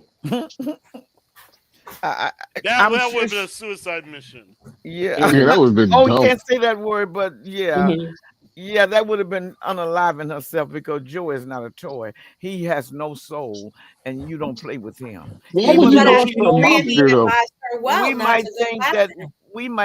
Bill has no soul, but Joey has no soul. But see, it Yeah, runs deeper than Joey though. Like we don't see it because it's behind the scenes. But Joey is a mob bull, so he got whole crews behind him. Right. So they come and find you, no matter if you overseas or not. that's what I'm saying. Joey wouldn't have been a man. I don't know how she got it in her mind that she wanted to date Joey. Joey is not a man to play with. He is a CEO of a mob. He's not to play with. We think Bill is cold, but Joey has ice water in his veins. She And he also has a despises lot of Bill. connections. Yeah. Haley despises Bill. I don't really Yes. despise him like that. She Yes. like his Yeah, that's she what like she his cake said. making ability. But see, Yep. you can see now. You know. But she said she despises Bill. I'm like, girl. Yeah, it got to be something deep for her to want to unalive him like that. Like When I it got to tell be deep. y'all, when I tell y'all, she walked up in that casino and said, "I don't know who Bill think it." I sat up and I was like, "Wait, what's going on here? Wait, what's happening? Yeah. What's happening?" And just to see that whole episode unfold, I really like that they gave them almost a whole episode to talk about this Yes. and lay We all the needed groundwork.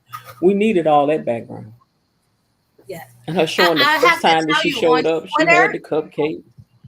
on Twitter when the show was on, it was trending the whole hour. You know how Twitter tells you when things it was trending the entire hour. Okay, it was unbelievable.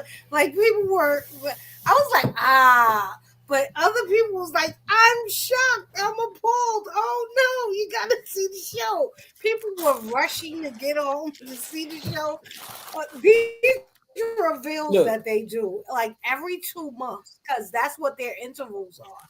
They're Mhm. giving us big things like pops every 1 or 2 months to keep us invested, and then filling in with DNA. Listen, Terry Anthony says, "Do you think she will give Randy his share?" No, I do not. I She think kind of that she ain't hesitated on about to that. give Randy nothing. She's just gonna cheat. Hmm. I hate to say this, but I think Haley is a hater of men. Hmm. You think Haley's a hater of men? Period. Yeah, because she keeps stealing from men's bank accounts, and then she's probably just using Randy.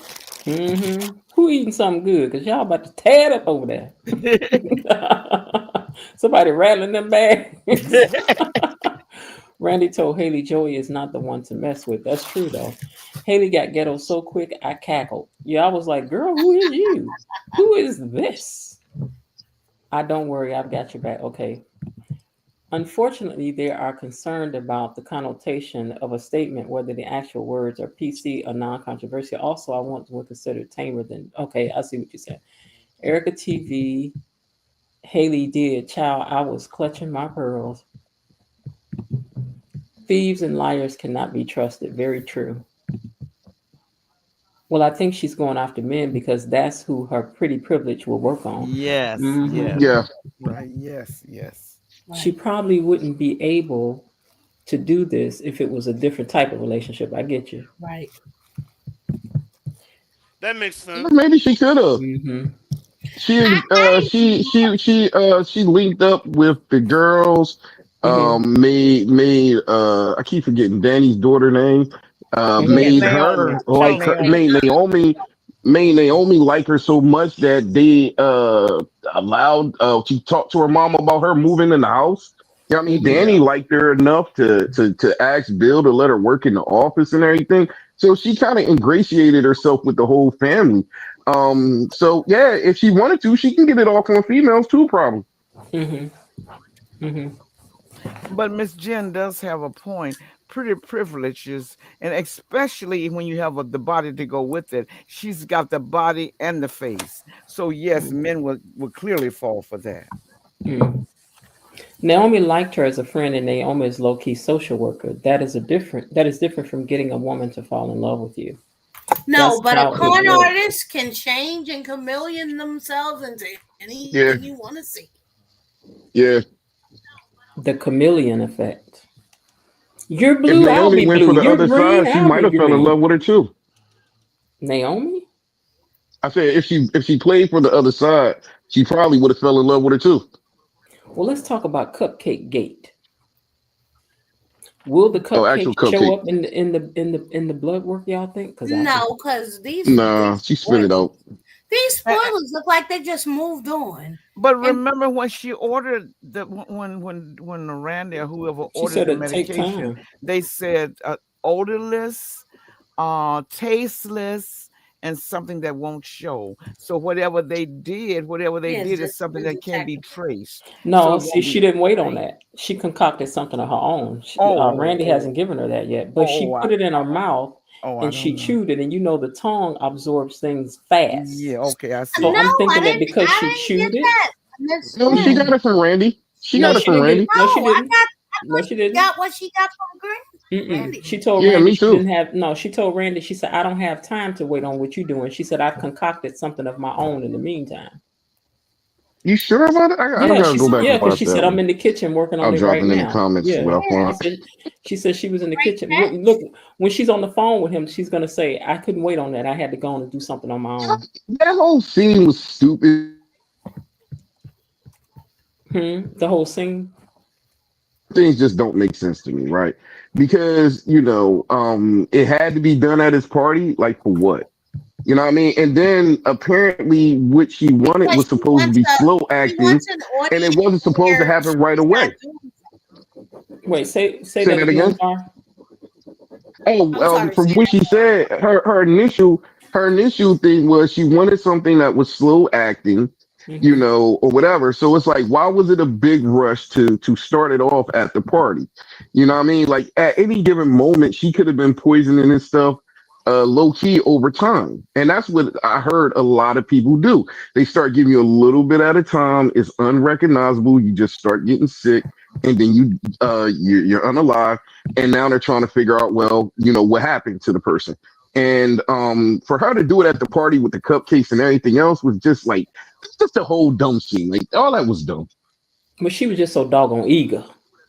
Right. But she wasn't really eager because she said she wanted something that was slow active. She didn't want something that was going to take effect on him right away. Then she So if didn't you wait. really was of that mind frame, it's like, why do it that day with the cupcakes and know you got Mm. and the worst I don't part think was she said slow acting. She said undetectable, non unsmellable. smelling. I thought it was slow acting. I don't know. I Yeah, could I be don't off. think she said slow acting because she asked for it the next day.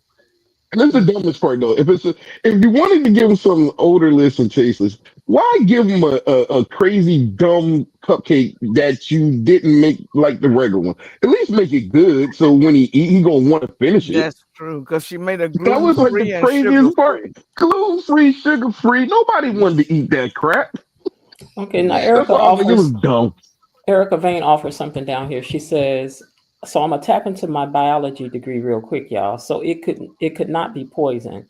It could also be something that is raising his levels with, hold on, let me get to the next one. For example, Brazil nuts. You cannot overeat those or they will be toxic. 2 a week is the amount you should take. What? You should only eat 2 Brazil nuts a week. I gotta tell my mama that because somebody told her to start eating some. I didn't know Okay, that either.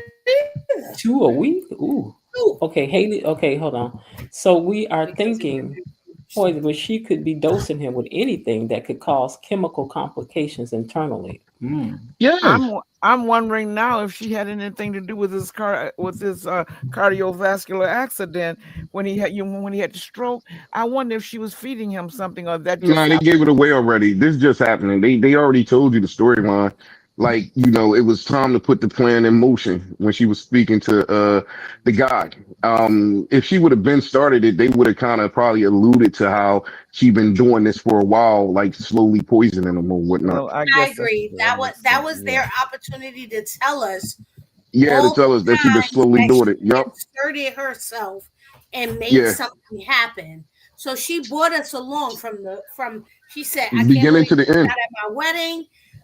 And then I had to do this and I had to do this, and then I gained their trust back by doing this. She laid out her plan and told us everything she did. So I think Yeah, that they would was have told it. also the writers telling us the stroke was normal, but they took advantage of the stroke by going on a baby heart. And so I Okay. Yep. think they're telling us all the pieces you supposedly missed. This was the storyline that we want to give you. Yeah, she could have waited for that cupcake. She could have put something in his drink. She could have did it over time. Like it didn't have to be the birthday party. Mm-hmm. I'm No, just just sad because one of them got to go. I hope it's not Bill because somebody No, got to no, go. Bill is I not don't going. think He they're is. going. I don't Bill's think not Bill going is. anybody anywhere. has He's the to main go character. Yeah, Hallie has to go. How's she going to be able to survive in the show? Like, what can they because do with her? she can leave and come back. because Yeah, I'm Bill talking would about, yeah. never press charges against a woman who supposedly took advantage of him in his own community. And so He ain't all got to she do it. needs to do, If she succeeds, he's going to die. Or he can't say she's that. not gonna Uh, succeed. Var, come into Soapy Land. Come with me, baby. Come She with me says to Soapy Soapy. Land. Soapy And so Land is in different. Soapy Land, I'm gonna lay it out. What's gonna happen is they gonna catch her. She gonna try to yeah. hurt Bill.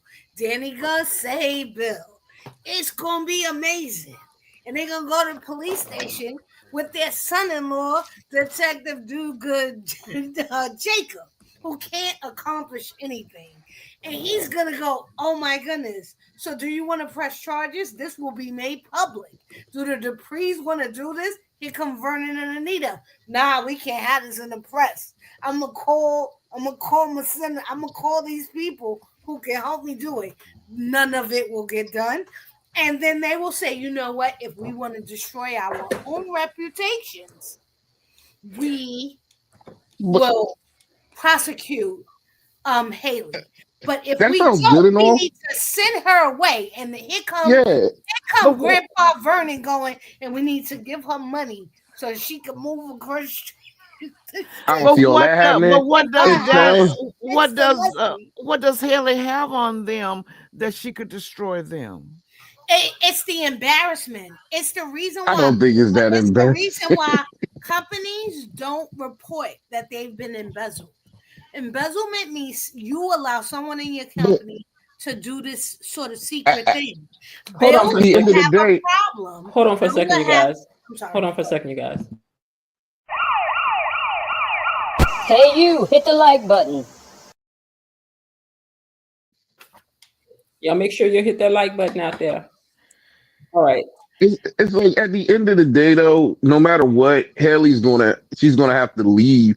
I'm not saying she got to be gone forever. You know, she might come back, but at the end, but for real, her doing that, even if she get caught or whatnot, she won't be beyond the gates anymore. You know, like where is she going to be at? She's not going to continue to live with Bill after all that went down, and she's just going to be gone. Now, how they bring her, if they bring her back later on, and how they bring her back, I don't really know. But I do know for a fact both of them can't survive on the show for too much longer. It's Soapy Land. They'll figure it out.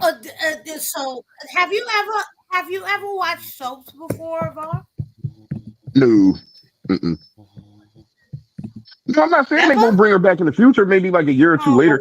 Oh, As a kid, I watched soaps. I was like 5 years old. I remember watching it with my mom but you don't after really get what's kindergarten. going on. They're still around after 20 years, but they died 3 times in between. And so, Well, that's what I'm saying. Like they um, can probably bring her I, back, but I, for right I, now, she can't survive.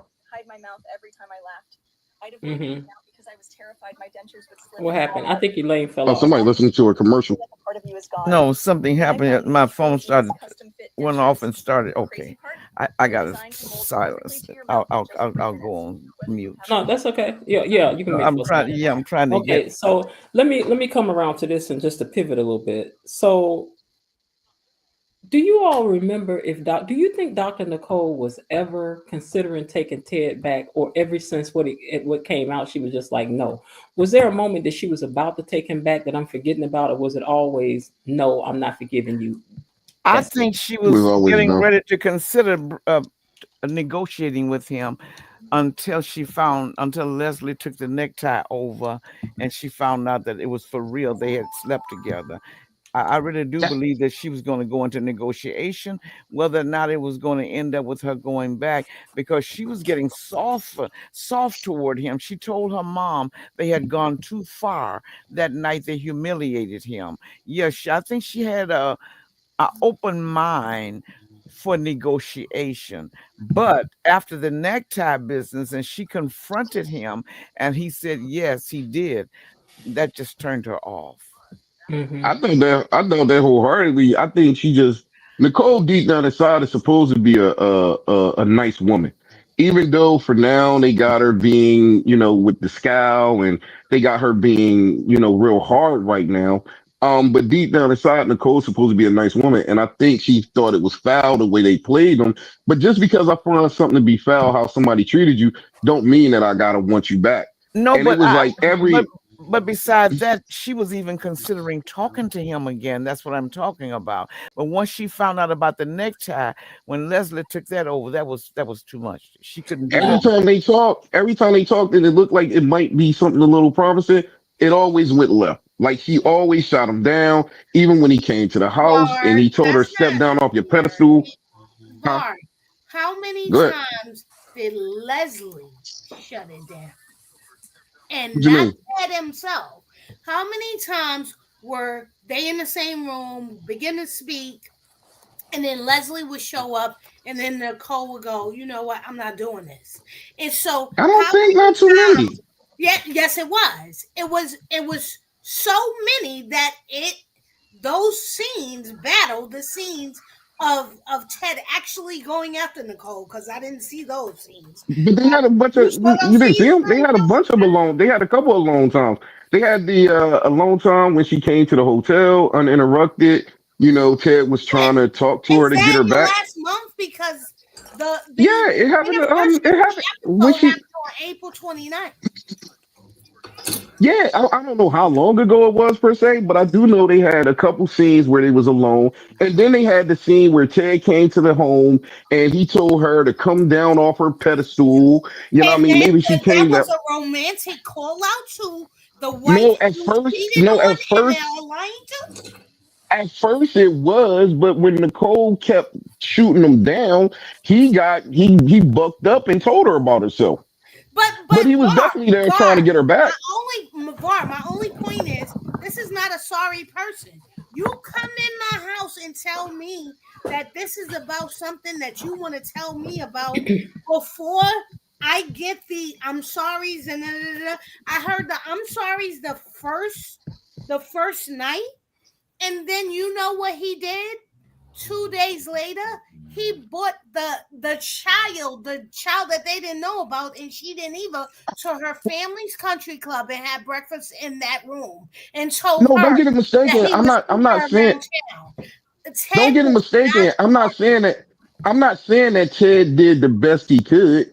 I'm not saying he did a good job, period. I always come at Ted because I feel as though he's super weak and he's really not putting forth a strong effort. He should have put up a strong effort when he seen his wife kissing his friend. Like all that Ted dropped the that ball the whole just time. happened, All I'm Var. saying is, huh? That just happened though, No, Var. but what I'm saying I'm is saying Ted what been did dropping the Ted. ball the whole time. Yes, he. So that's just. I mean, you can't drop the ball for 2 months, be around Eva, Andre, and all of them more than you said sorry to me because you said I'm waiting for my wife. She's angry, and so I'm gonna let I'm her in be. agreement with you. Because you know what, we see what effort looks like in the Martin and Smitty marriage. They done I'm been just through saying the Leslie is hicks not the and complete cause everything of it in a all. 2 month period. I'm Okay, just saying now, Leslie's not the complete cause of it now all. Erica That's Vane all made I'm a point. saying. He had She said, opportunities without Leslie. okay, now Erica Vane made a point. She said before finding out about Martin, she was considering it. So before she found out that he had been taking Martin to meet up with Leslie, she Yeah, was way considering. back then. Yeah, maybe way back then. But Nicole been off a chance for like the longest, and different things just kept popping up where she wouldn't even had an opportunity to consider it anymore. And it's not just Leslie; it's his actions. Every time he speaks to her, he put his foot in his mouth. Even down to the fact of most recently when he just kept begging her to go and tell her mom that he did the scheme on Leslie for her not to buy the house. Like he just keeps putting his foot in his mouth.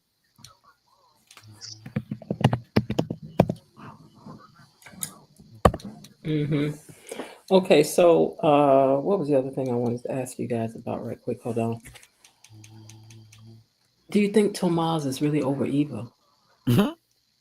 I keep telling y'all, he really likes both of them. I don't think it's a hustle. I know y'all gonna feel how y'all want to feel, but I don't think it's a hustle.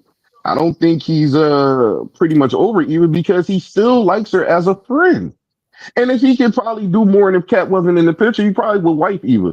But Cat's in the picture, so he's not. And I Yep, really that's think he right. loves Cat. I think he really is in the Cat. I don't think it's a hustle. Same Hmm. way I was telling y'all about Andre. I don't think Andre's in a hustle. I think he's dealing with Danny as like a second choice, but I think he really do like Danny. I think he really likes Ashley. I don't think he's trying to play either one of them. Okay. Hold on one second. I'm trying to catch up with where I am in And as the show keeps going on, they keep showing you more and more. And I believe you said it this week, Miss Jen yourself. You said Andre's not a player. Child. I grew up around players. No, But at absolutely first not. everybody was saying he was a player. And I I was mean, standing strong on he it. a player in this little community, but he ain't no player. He's a player. He's a sucker for love. He's not a Hmm. national player, what she He's means, a sucker for a love. professional player. But Mm-mm. in this in his world where he was photographing all these beautiful women and things, he probably was taking them out He might have and been doing. before, but now he's reformed. I really think he comes off as just a guy that just wants love. He just want to be needed. He's searching out love, you know what I mean? And he's trying to get it wherever he can.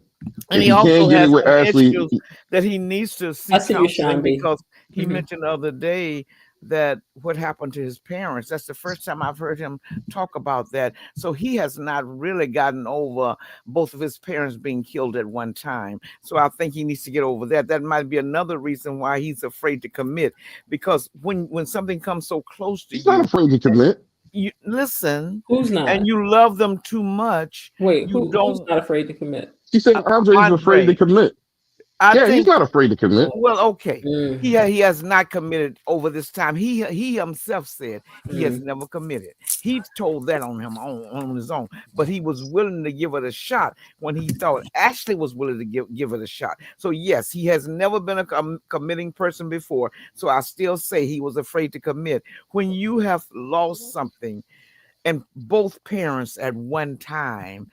And I see you, at Sean. first Hold I on. thought he was 9 years old, but then we learned later, somebody read that he was a teenager, but still he was a child in preparation of becoming a man. So you don't want to get something so close to you and take a chance on losing it again. Welcome to the stage, Sean B. He used to be scared to commit, but apparently right now he's been trying to commit to Ashley. He's committed That's to what Danny. I said. That's what I said out of his own mouth. He No, said you said he never wanted to commit, but when it came down to Ashley, he said he was willing to give it a try. And now he's willing to do it with Danny too. Do you think that Andre has been required to commit to anybody? Because I don't think he has. No, he probably hasn't. Because when you're in the fast lane and you with all of the pretty women, you just see one woman after another, after another, after another. So nobody probably put his foot down. They would probably just lose fast and free. Okay. Sean, so what was on your mind this week that happened on the show? Oh, wait, you're muted up. Let's see. You have to unmute yourself. I can't unmute you, Sean B. Okay, so Erica says, Tomas is an opportunist, and if Tomas is in love, I never want that kind of love. He looks so uninterested in all the people he claims to love. Really? Oh, wow. That's what Erica Bain said. I can't see that one. Yeah, I don't know what I think. To me, Tomas wants Kat to get ahead, and she's the proper kind of woman to want. You know, because you know how you men can get caught up in that stuff. You know what looks good aesthetically and what the people are going to accept and what looks good in the business I'm trying to get ahead in. That's right. Because I don't care if you like my man or not. You ain't got to like him. I like him. That's all. Matter to me, and right? that's what I said before. I think Kat represents the place where he wants to be. Go. Yeah. But Eva is at the place where he could really enjoy reading books, having fun, playing games with. But that's not the career that he sees for himself. He sees himself one day as being a senior partner with Bill. So hold on 1 second. You're still muted, Sean B, and I can't unmute you. You have to unmute yourself.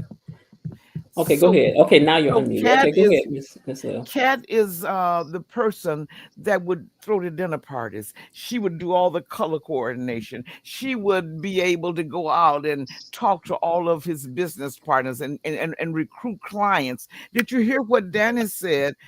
Her dad was sending Bill clients, and Bill was doing his business in squalor. So she wanted his offices to reflect the man that he was becoming. So she got him new offices. So I can see Tomas wanting to go the goals that he has, because he's already said he's aspiring to be a senior partner one day.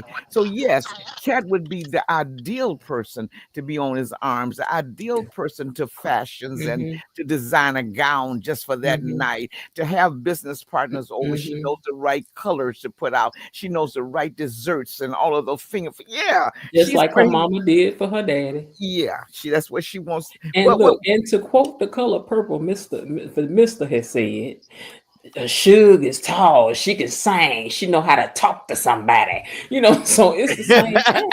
It's the same thing. She fits the aesthetic. Yeah, They actually show. and even though He's when you got look at passion for Kat, Eva. I know I've never been a fan of hers, but Kat is a very attractive person, and she knows how to put, she can lengthen her dresses a little bit, but she knows how to put her colors together. She's got everything going on there. Yeah, she would be just the ideal girl to take to the party. So why would it be hard to believe that he actually could like Cat?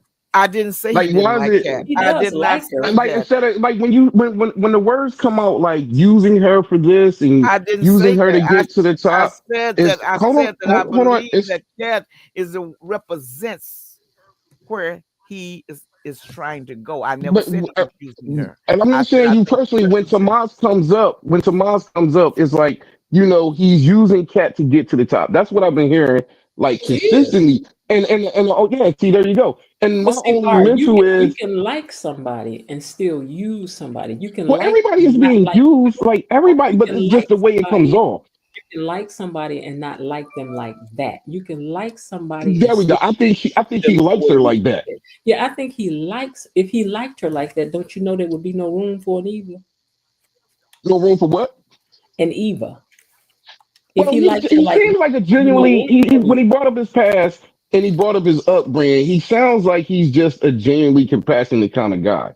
And he hates when like either one of them talk bad about each other in his presence. Like it seems like it genuinely offends him. When Eva was coming at Cat, he was checking Eva. When Cat was coming at Eva, he was checking Cat like constantly. Okay, Like, so in yo, your don't talk about her like that. what's the differences that he likes in these women? Because he don't like them the same. So he likes Cat how?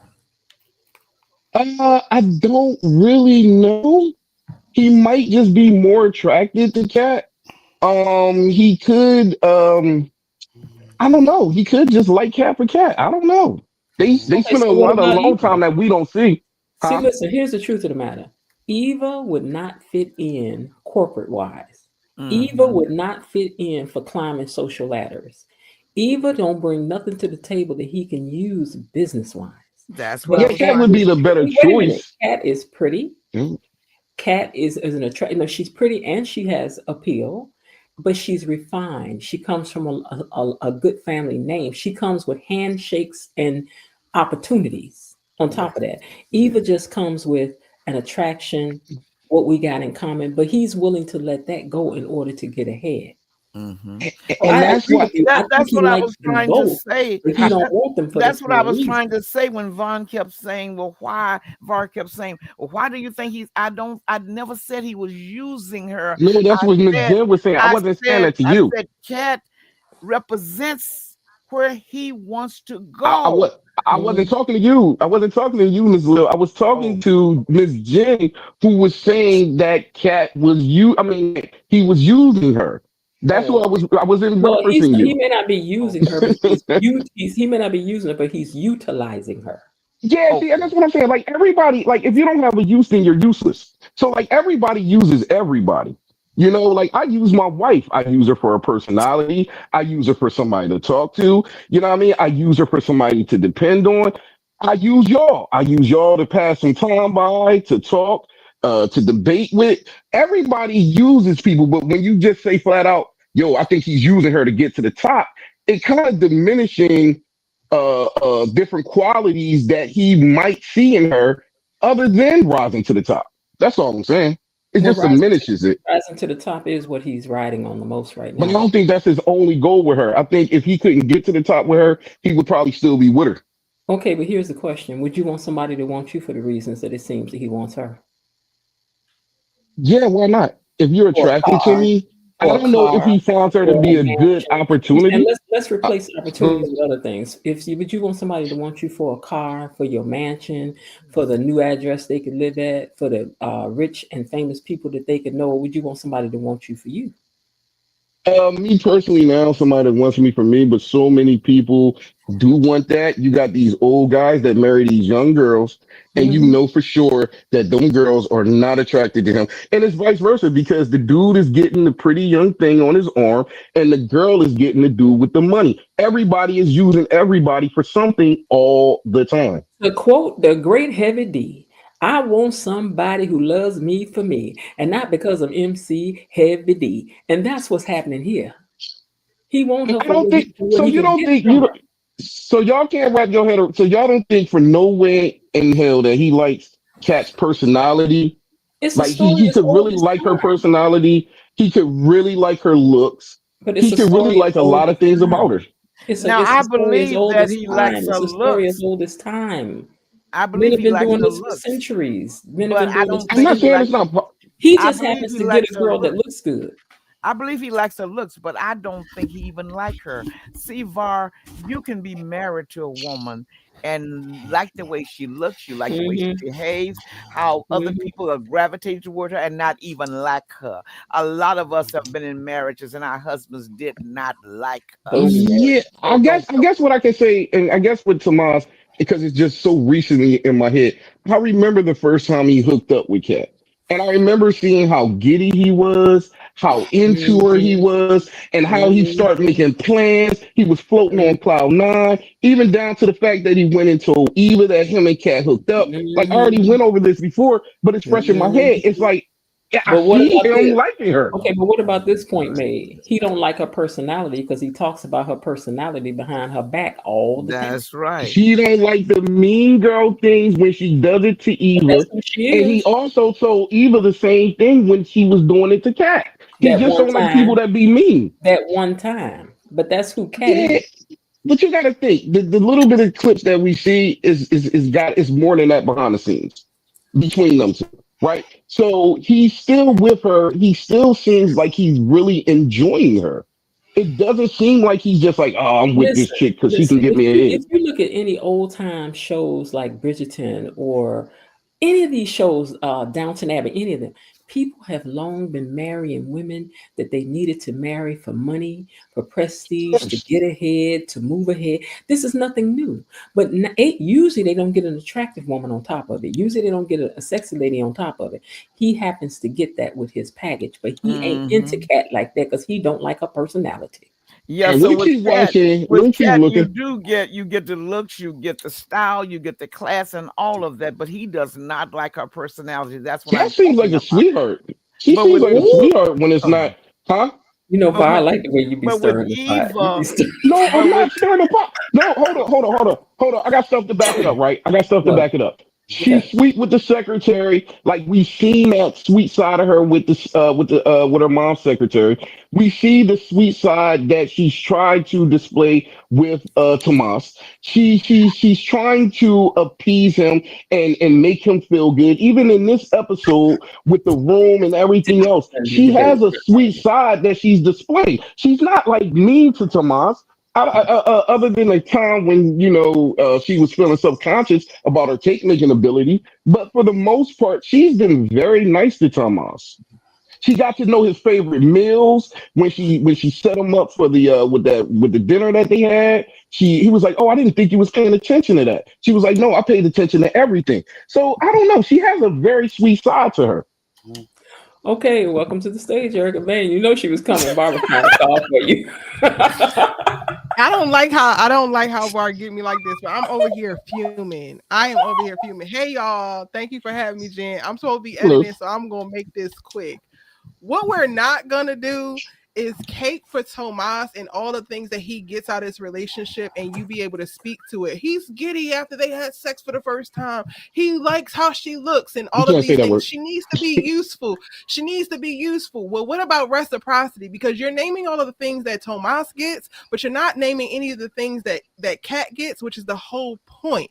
It would not be a problem if they I both think were some stuff Cat utilizing each get. other's. Let me finish, I can tell baby. you some stuff that It Cat would get. not be a problem if they were both utilizing whatever each other's strong suits are, whatever each other comes to I the can't be table with called in reference baby. to I'm a resources. man. Let I'm me a man. finish. Please stop I'm a man. interrupting You me. can't say baby. No, Oh, I wait, just wait, Please had to wait, stop hold correct on. you. Wait, wait, wait, interrupting wait, I me. wait, just wait, wait, correct wait, you wait, because wait, you wait, said wait, baby wait, and I'm wait, a wait, man.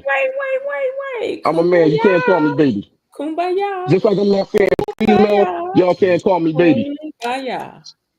But you can Kumbaya. continue. Oh, wait. Kumbaya. Kumbaya. Okay. So here's what we're gonna do. Okay. Just so that it's fair. Here's what we're gonna do. Let me open up this camera back up again. Okay, here's what we're gonna do. Since Erica just came up, we're gonna hear Erica's opinion. Then when she's done, Bar, you may say what you want to say, or anybody else to say. We want to say we good? Sure. Okay, and we're not gonna interrupt each other. So boom, there you go. All right, Erica, go ahead.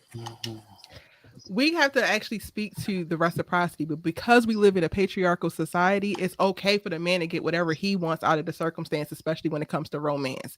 But when it's the woman, now we're not even thinking about that. So you can make all of these points about how giddy this person is, how the point of it is for somebody to be useful, but you can't actually name all of the uses that the other person, the man in the situation, is given. We don't actually see Kat be giddy the same way. To her point, the first time was awful for her. The second time was awful for her. And instead of it being a thing of him actually trying to do something to help her through this circumstance, because one, she's new to sexual interactions, period, but also within romance, she's very naive. It becomes an ego thing for him. And now, oh, well, I feel bad. So now she has to feel guilty because she feels bad about being honest about that.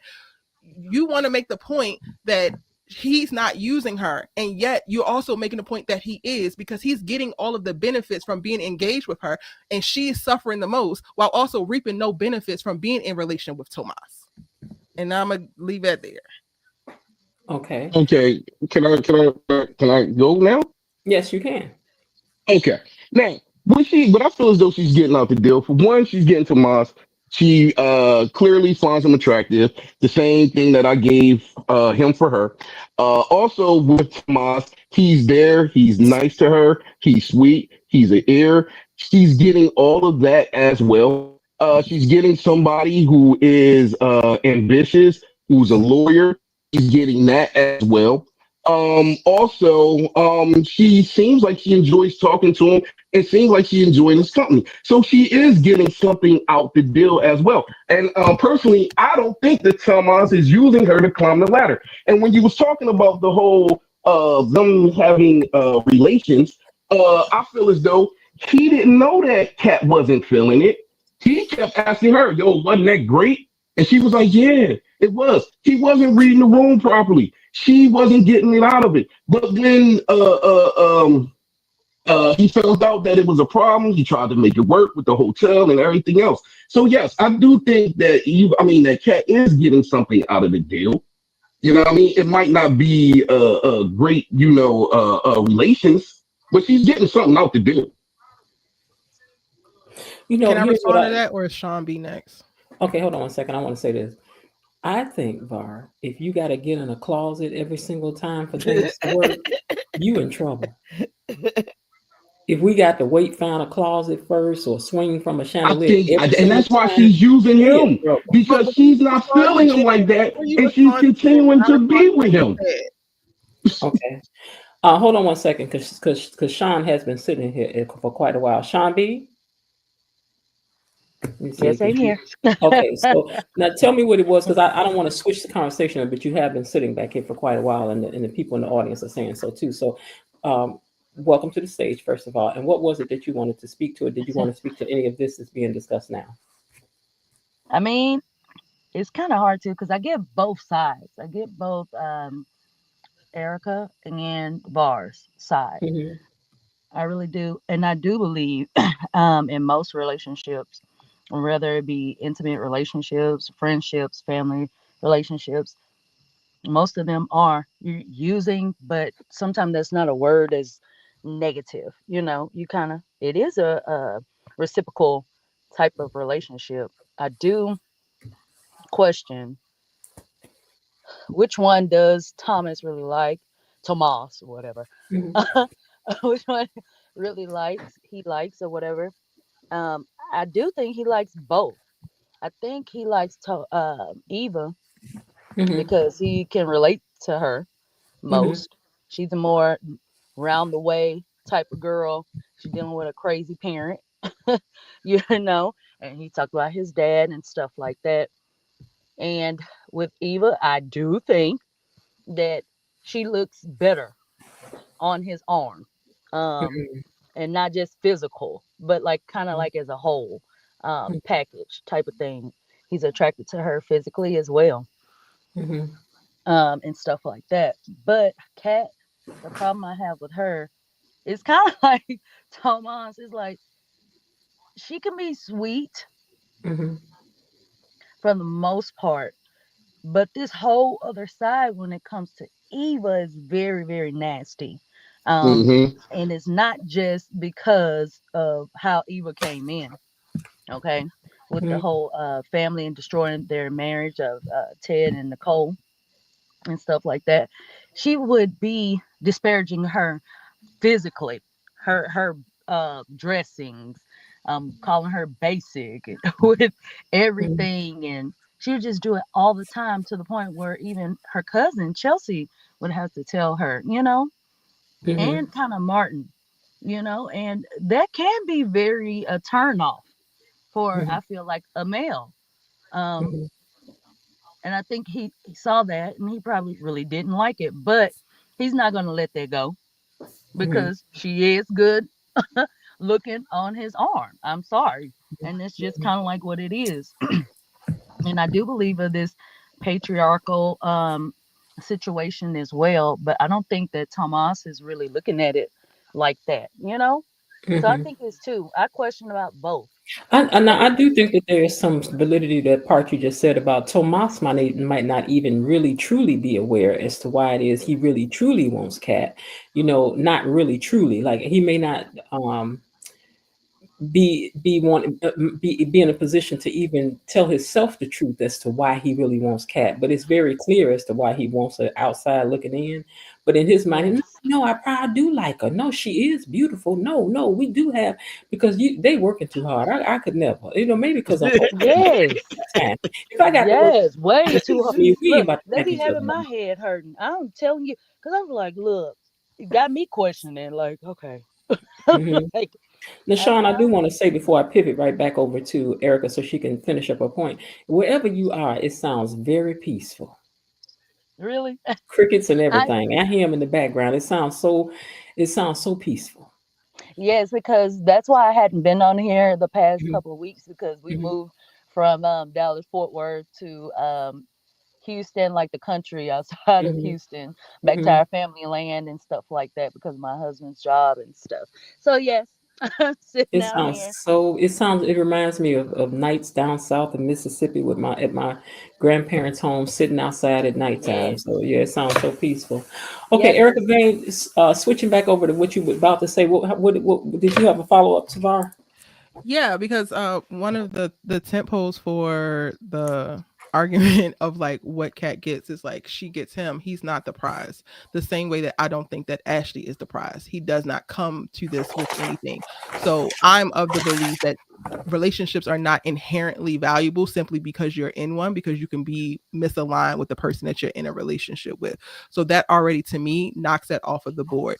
She gets someone to listen to, she has people to listen to, and people who are actually listening to her and not taking the information back to her half sister to build a narrative of how terrible of a person that she is. So for me, again, like I could go through every one of the points, but we're like kind of past that now since we've already progressed in the conversation of like Mhm. you can't actually give us something tangible that she gets that actually supports the person that she wants to be or the person that she's trying to be. Meanwhile, who she is inherently supports where he's trying to go. We already know he's on the partner track and he has high ambitions. We already know that he agreed to spy on her on behalf of Bill because he acts as a part of the way for like him to move forward in that. So she is literally giving him tangible things to which she is not actually receiving. And she's only hooked on him now because she doesn't want to lose to Eva. And I feel like she was a virgin who was struggling with her virginity and aging up and wanted to have certain experiences that she was seeing the people around her have. And that's not love either. You cannot just call everything love and then be like, oh yeah, it's love because the person said it. No, that's not how it works.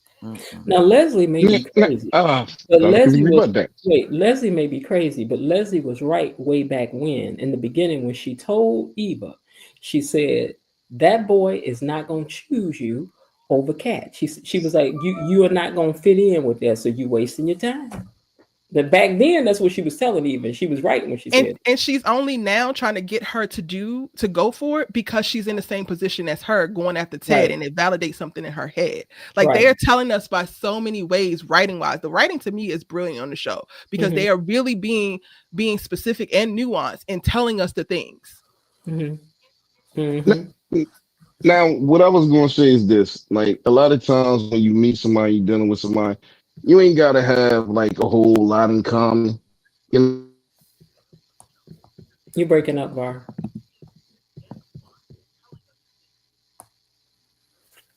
I think we lost him for me. He might make it back, but we don't hear you anymore, Bar.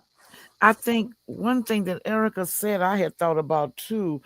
Kat was discussing with Chelsea about never having been touched and all this. She was curious about this relationship and what it was like. And I'm wondering too if she didn't have some kind of expectations of herself that she thought 25 was old for her to still be chaste, and maybe that could have been one of the reasons that she was trying to push to consummate this relationship. Because I remember the first time she tried to give herself to Tomas, he walked out, he wouldn't do it, and I thought maybe he was afraid that he was getting into it with the Duprees and they might want to bother him if he hurt her or something.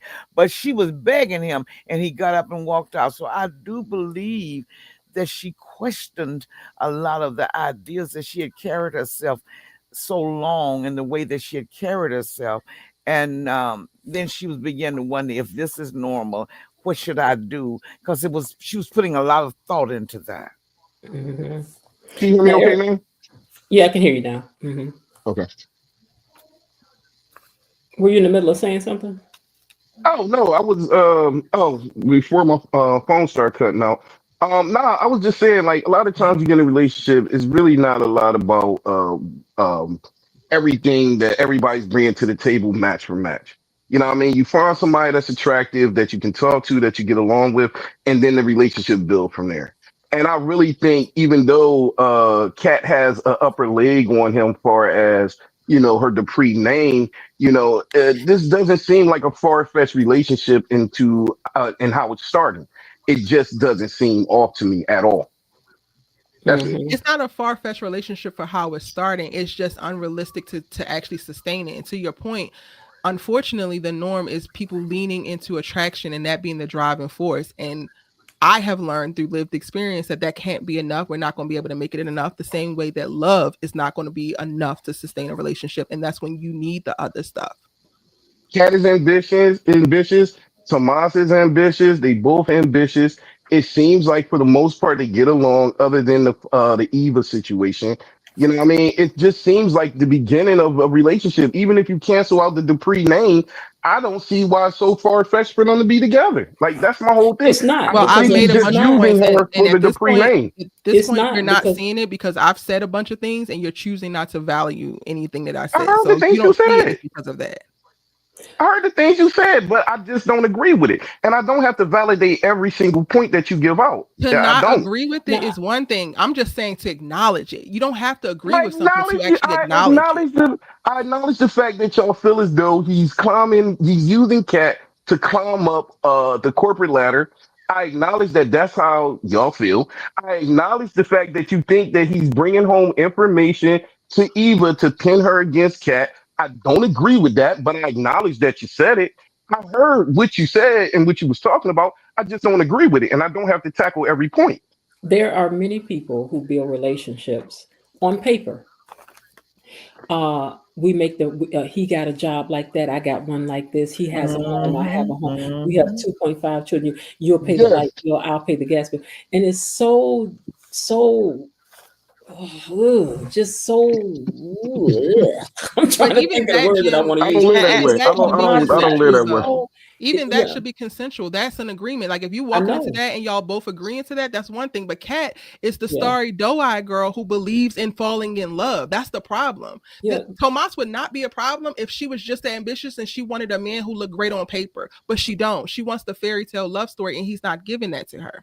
Because and I'm not wrong. He seems to me. No, but listen, I agree with Erica. Down the line, if they end up together, even if they get married, they're going to end up to be so. There's going to be a wedge in between them, like, you know what I'm saying? But they will always show good in front of people. They will always read well to the crowd. They will always make sense like that. But I do not see them being do we have of that? Yeah, her mama or whatever. Hello? They are not going to be. They're not going to be anything other than this almost military style relationship that they're going to have. You pick up the kids at 2:15 and I'll do this and I'll do that, but they ain't going to have no connection. Really, and he's gonna always still be pining to have a little something over there, just like her daddy did. To have But something you that truly know, understands him, to have something that he feels like, because Eva scratches that itch for him, comes from a similar background, is pulling herself up by the bootstrap. She's just a little bit behind him socially, but he resonates with her. You're 100% Leslie right, is Jen. Ted's fault. Leslie is Ted's fault because Leslie spoke to everything in Ted passion wise and just, I don't know, being able to feel like a man or useful or whatever the case may be. And I think he made that girl a little crazy. You think? Because he made her believe that, because remember she was like, we was about to be together. We was about to, and then when you found out that Nicole was about to have a baby, that's what broke that off. And I think she lost it because she thought that, oh man, I'm about to move up. I don't know. She slept with her mama man. I feel like she been crazy. I'm waiting to find out about that because we That's need not really all of the crazy. information on that. Because That's her not mom really just crazy, came in though. there and said it like it wasn't nothing. And we like, wait a minute, ma'am. Hello? We need I some don't know. explanation on what you just said. Something was already a little bit off for her for Was me. that her We made a man? Did decision she to her do that. man? That was her man. She did She say slept that. with Peach's man. Yeah, she slept with a dude. I don't think that's crazy though. I think it's wild, That is but you're it's right. not crazy. I think that Ted has I think that Ted is drawn to women that he sees as beneath them because he might have a hero complex. And the problem is that he married a woman that was ahead of him. And he resents her for it. She don't need a hero. Well, he's a plastic They was surgeon. happy. He's a plastic surgeon, and she's a psychiatrist. So why do you think that she's above him? Well, I think that she's ahead of him. I did not say above myself. I said ahead. Do you think he's jealous of her? Yes, but it's not even just about the societal or ambitious things. I'm talking about like as a person with integrity, with emotional intelligence. Like there are other non-tangible things that people hold that Ted actually doesn't have. And when you look at Ted on paper, yes, he's revered as this great surgeon, right? And has this particular position. And Nicole has a similar position tied to her career, but she also has a certain level of respect when it comes to like empathy and like people look to her for certain things that he doesn't actually have. So I'm saying she's ahead of him in other areas. Okay, that's what now I'm saying. I can agree with that. She's very empathetic. I will definitely. She's kind, but also and philanthropy. considerate, Like people have made the comment of like, oh, Ted's a good husband. We have not seen that to be true. Ted's a good father. We have not seen that to be true. Ted's a good friend. Where we have not actually seen him showing up in these ways in that capacity, but we have seen Nicole show up as a good sister, as a good daughter, as a this, as a that. So that to me is how I look at it. Like she's ahead of him. This situation. Are we forgetting about the backstory? I showed What's the Like backstory? the backstory. The backstory is Ted was a loving husband for all them years until Leslie popped up. He was a loving husband. He was a caring husband. He wasn't cheating on her or anything We like haven't that. forgotten about that, but the He standard was for what loving even husband hold on, I wasn't done. is Excuse me, different. I wasn't finished. Martin also stepped in and said that he was a great dad. You know what I mean? And so does Cat feel as though he was a great dad. So how are we having a conversation about him not being a good dad, not being a good husband? I'm having that conversation about him not being a great dad because when his daughter is running around looking for her sister cousin and stressed the hell out, he's completely missing. And his son is going through what he's going through. He's been completely missing. So you can say all of those things of like, yes, he was described as a loving husband. He was described as a great father, but Kat was also describing him as doing everything that he could without knowing that he had just slept with Leslie last week. Well, the definition for loving and being this shifted when we realized what that actually looked like. It's one thing to say it, it's another thing to see it. So his version of love is clearly was not enough because all of these other things was happening at the same time. He's seen it. See, in the major thing that's not being pointed out, he's been going through his own personal hell. That like he's created. been so it doesn't matter. He's That still does going matter. through it. That No, does because matter. because the simple fact that if you're going through hard times yourself, it's hard to be there for other people in a 100%. particular capacity. So therefore, you 100%. cannot take away the fact that the reason why he's been a little distant now is because of the marriage stuff that he's going through. But up until Leslie came in the picture, Ted was that whole bull. And He I is don't even going rock through. with He Ted is like going that. through a You lot. can But you can you mean He's but like going he through a what caused lot. he's it. going through? You Hold also on. have to mitigate It Ted the is doesn't going harm matter if that you through a you cause lot. it or cause. not, you still You could going be through it. you If could I be get cancer suffering. right now because I smoke cigarettes, I caused my cancer But to happen. how? If I get lung Why? cancer because of that, but at the end of the day, I'm still going through something, Why? whereas though I wouldn't be able to Okay, be there for Nicole is if everybody. you going get through a lot cancer from too, if but you get she's still cancer from been there for smoking everybody.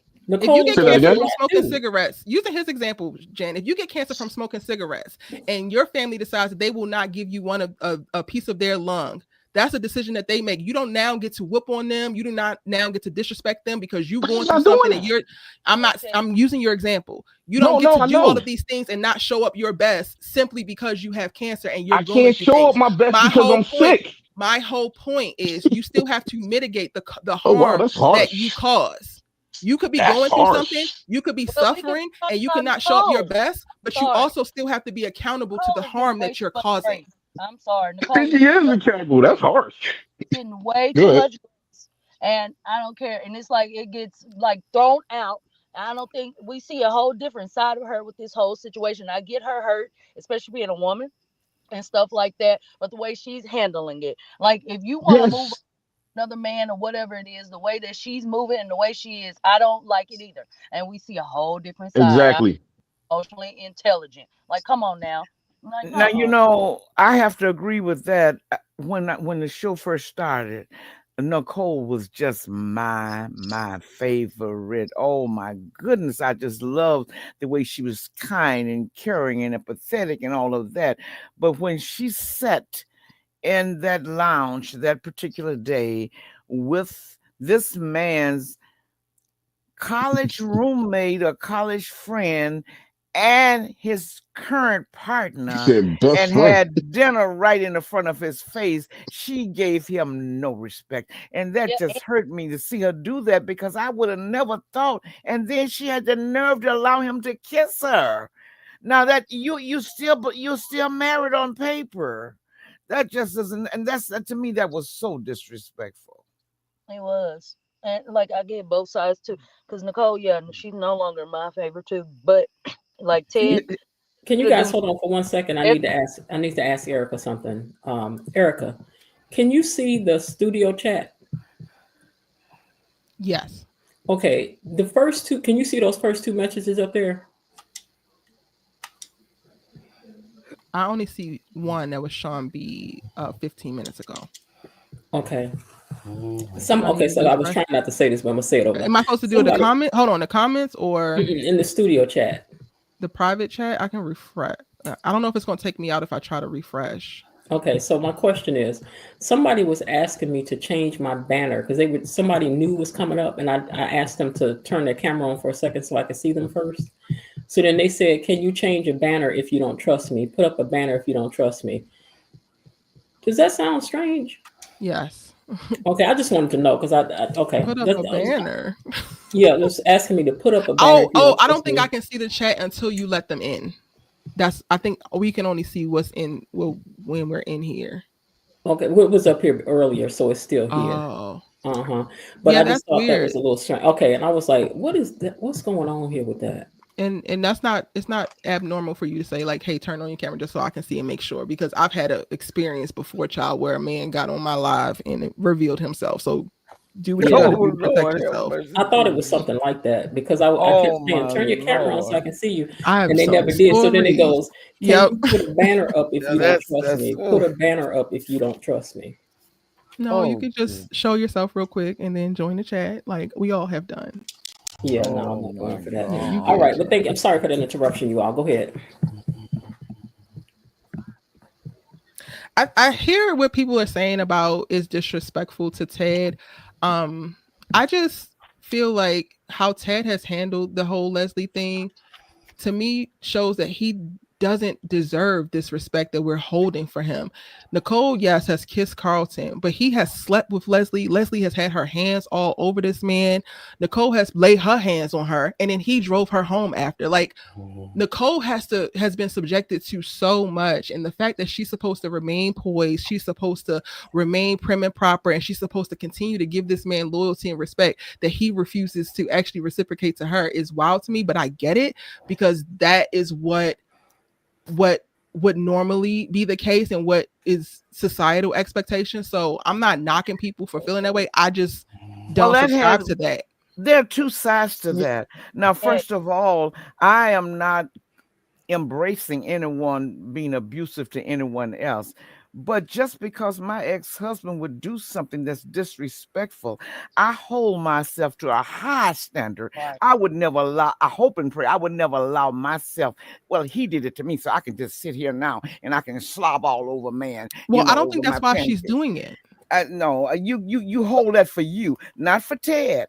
Not for Ted. I don't think that's why she's doing it. I think that she genuinely is interested in Carlton. But then there's a way to do that. You go on a date for that. You don't make this at a breakfast table. This is not something you do at a breakfast table.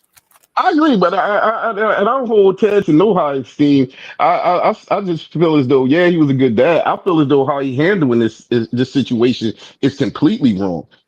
He's not putting up a strong effort at all. He didn't flex. He didn't flex at the table. First, I keep saying this. When you see your man at the table with your girl, it should have been all hell to pay in that club that day. And if you wanted to handle it a little better, you could have waited for him to step outside and then handled it outside. But it ain't no way that Ted should be able to let him. They don't allow violence. You lose your membership. I said if he wanted to take it outside, he could have taken it. Or I would have called him in the office. Like, we would have had to have words. It would have been a big problem. But Ted just standing there looking.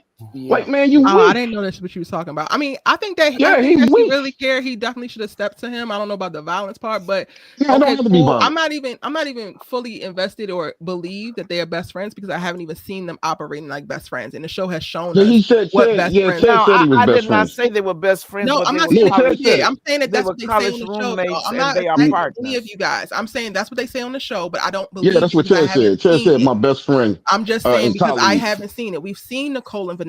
We've seen Ashley and Naomi. When they say best friends, those are my tent poles because that's how they have established within the world that they give us. Everything I'm saying is not a pushback for y'all specifically. What I'm saying when it comes to Ted, there's still not even a restraining order in place.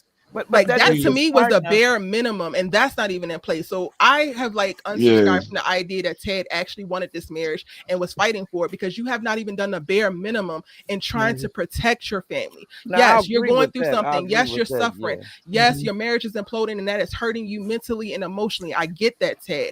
But you are also part of the reason why this is happening. So it's your job to try to mitigate this harm. And the minimum that you could do is get a restraining order. The minimum you can do is run interference. I agree with all that. Doing any of that. I agree with all that. I agree with all that, and I also, like I said, Ted does not fight hard enough. He does not. He allows Leslie, and I get it's the show, and you need the drama and everything.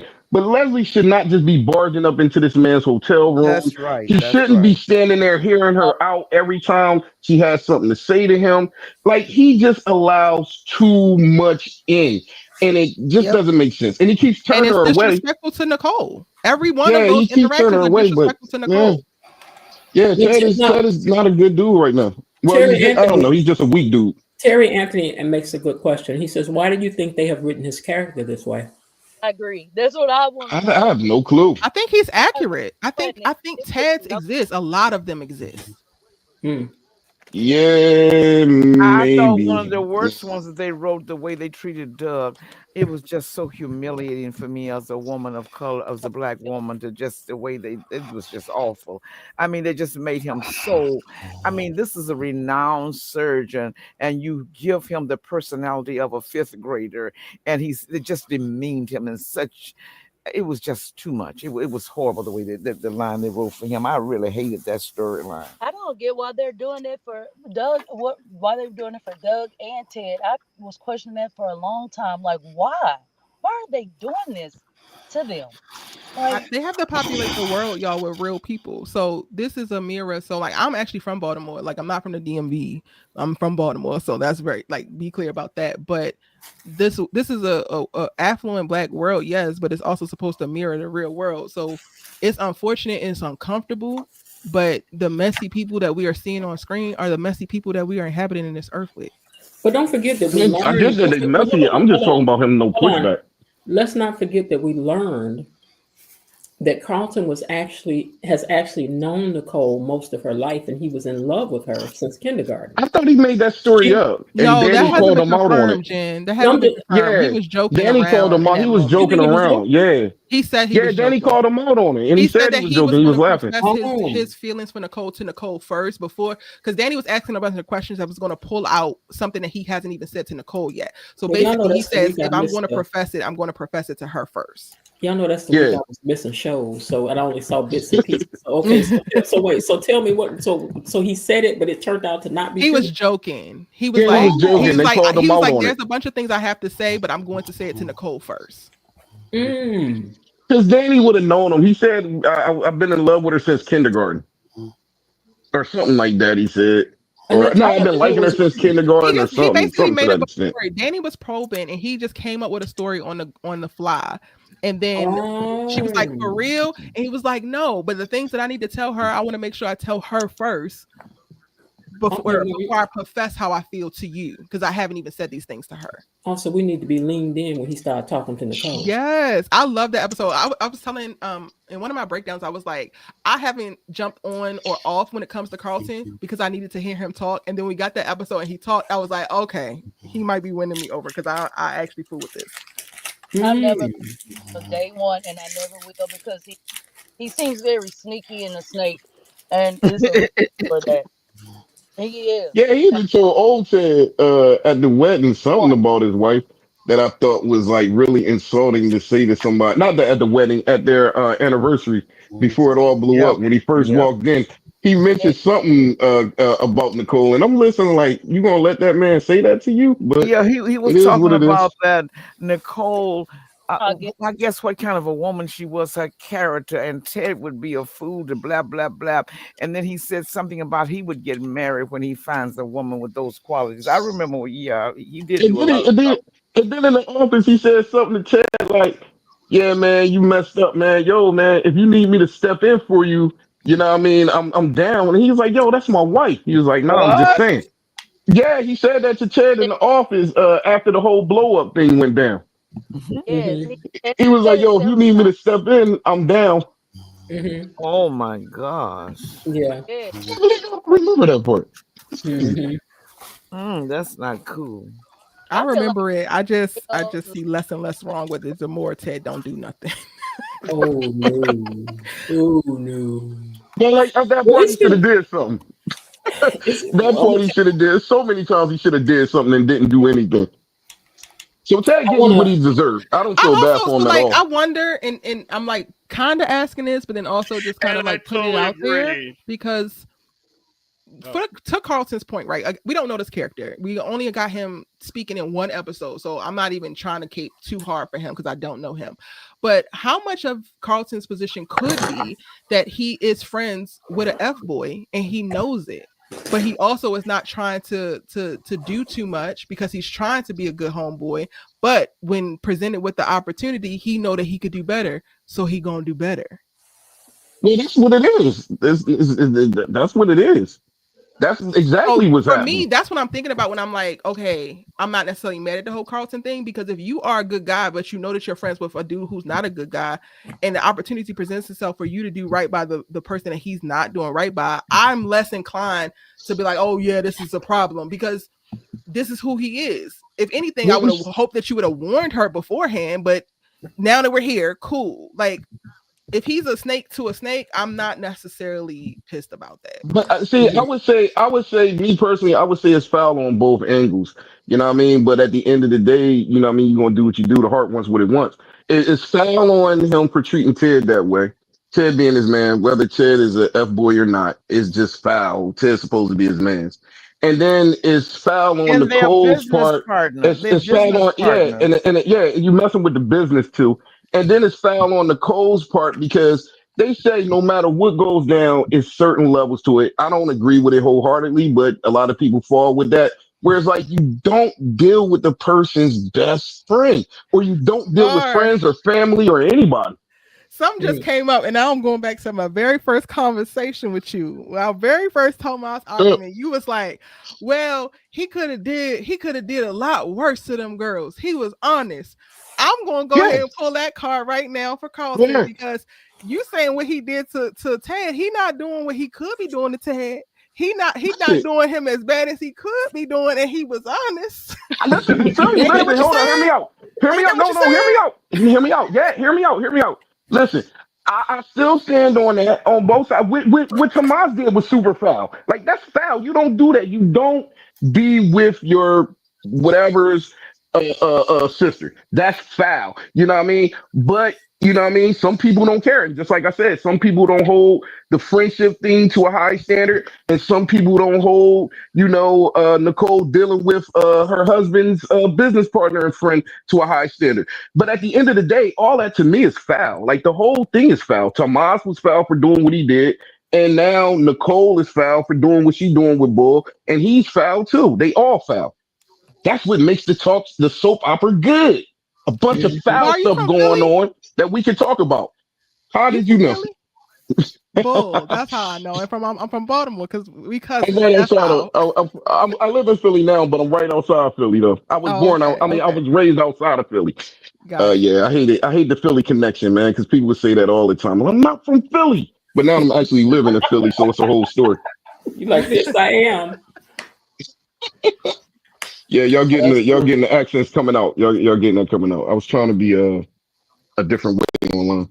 Well, Erica, I wanted to say that because I've been so busy since we've just, you come over here and we had a chance to meet you and stuff. I really haven't had a chance to dig into anything. Me and Linda ain't had no sleep. Lord Jesus, I'm catching up to a lot of stuff, but and what I've been able to see of your channel, I enjoy so much because it's almost like a therapy session for all of these characters. When you go over it's so different from other channels because it's not like just a review, but you really do like a deep character study on these folks, Yeah. So I really enjoy that. Well, thank you. I'm glad. I think that is my like little secret sauce, and I really do enjoy it. Like I have enjoyed figuring out myself and learning myself and looking back at my own past experiences and using that to build myself to be the better version of myself. But then also being a writer and like creating these worlds and doing these things, like it requires a certain amount. So when I watch shows or films or whatever, I kind of always do it from this lens, and I typically talk about it from this lens as well. And it, to me, creates a more immersive experience. And I also grew up watching a ton of television. Like Moesha was like my holy grail for like Black girlhood. And I think we can learn so much from media. Like, yes, it's entertainment, but we're watching art imitate life, and we can make decisions outside of ourselves without suffering consequences by seeing how they play out and how things work out specifically with these characters. So that's what I try to bring to my conversation. It's appreciated, and I hope that no one is ever so offended about anything that's said when you guys are talking and debating back and forth and arguing. We're not arguing, but arguing, because I think that we can't learn anything if we always agreeing with each other on everything. It's like, it's a sunny day. Yes, it is. What more is there to talk about? You know what I'm saying? So I appreciate the fact that you guys are willing to come over here, spit your opinion, whether if it's liked or not liked, agreed or not agreed upon, because this is how we learn. This is how we grow. By even if we don't agree, if somebody can make you think about the way you think or rethink the way you think, I always say, then it's kind of mission accomplished. So even if it makes you think about how I respond to stuff when people say something I don't like this, because I'm always self-introspecting myself. Like, why did I have to? And maybe I shouldn't have, So I appreciate that. So I hope that none of y'all ever, be like, I ain't gonna get on my nerve. I ain't going back over. Whatever. So, I'm over here upset now, Miss Jen. I'm upset. Why you upset? Hurt. Why you hurt? I just hate arguing all the time. It just doesn't become me. I think you're debating. I just don't know. No, I think you're healthy debating. Just don't know. I'm hurt. And you No, go about your he be business. You know arguing. he playing. He be arguing. No, I'm glad that you said what you said because I walk away from so much. Like in conversation, I always am reflective, and when I come over here specifically when I'm engaged with VAR, I'm like, dang, why you let that man trigger you like that? Like, what about this? And what is like? I love it because it helps me better understand myself. So I'm glad that you brought that up because that is definitely what you can pull from these types of engagements. Yeah, I enjoy it. I really enjoy it. I really enjoy the conversation. And that's it. I'm not offended by too much of nothing. I argue You anyway. sure I So ain't pissing you off? no, man, I don't be caring about this. This is Okay. conversation. I said Like Jen gonna ain't tell me to not come nobody, back. nobody's insulting anybody. Nobody's calling Right. anybody out their names. You know Right. what I mean? Like it's really not a volatile situation. We're just arguing our points, and Right. I can never be offended by that. Now, if you start insulting and different things of that nature, that's another story, and I probably wouldn't be offended by that. But that's not a healthy conversation at that point. Yeah. No, I agree with that. So I love it. So you all keep coming back and let's keep having a healthy discussion because I got a feeling these people, they ain't done with us. The holidays are Oh, coming up. They ain't done with us. can we talk on next week though? Sure can. Do you think Nicole is going to take back the hug that she gave to Ted? Because she said in the coming attractions that part of the chapter of my life is over.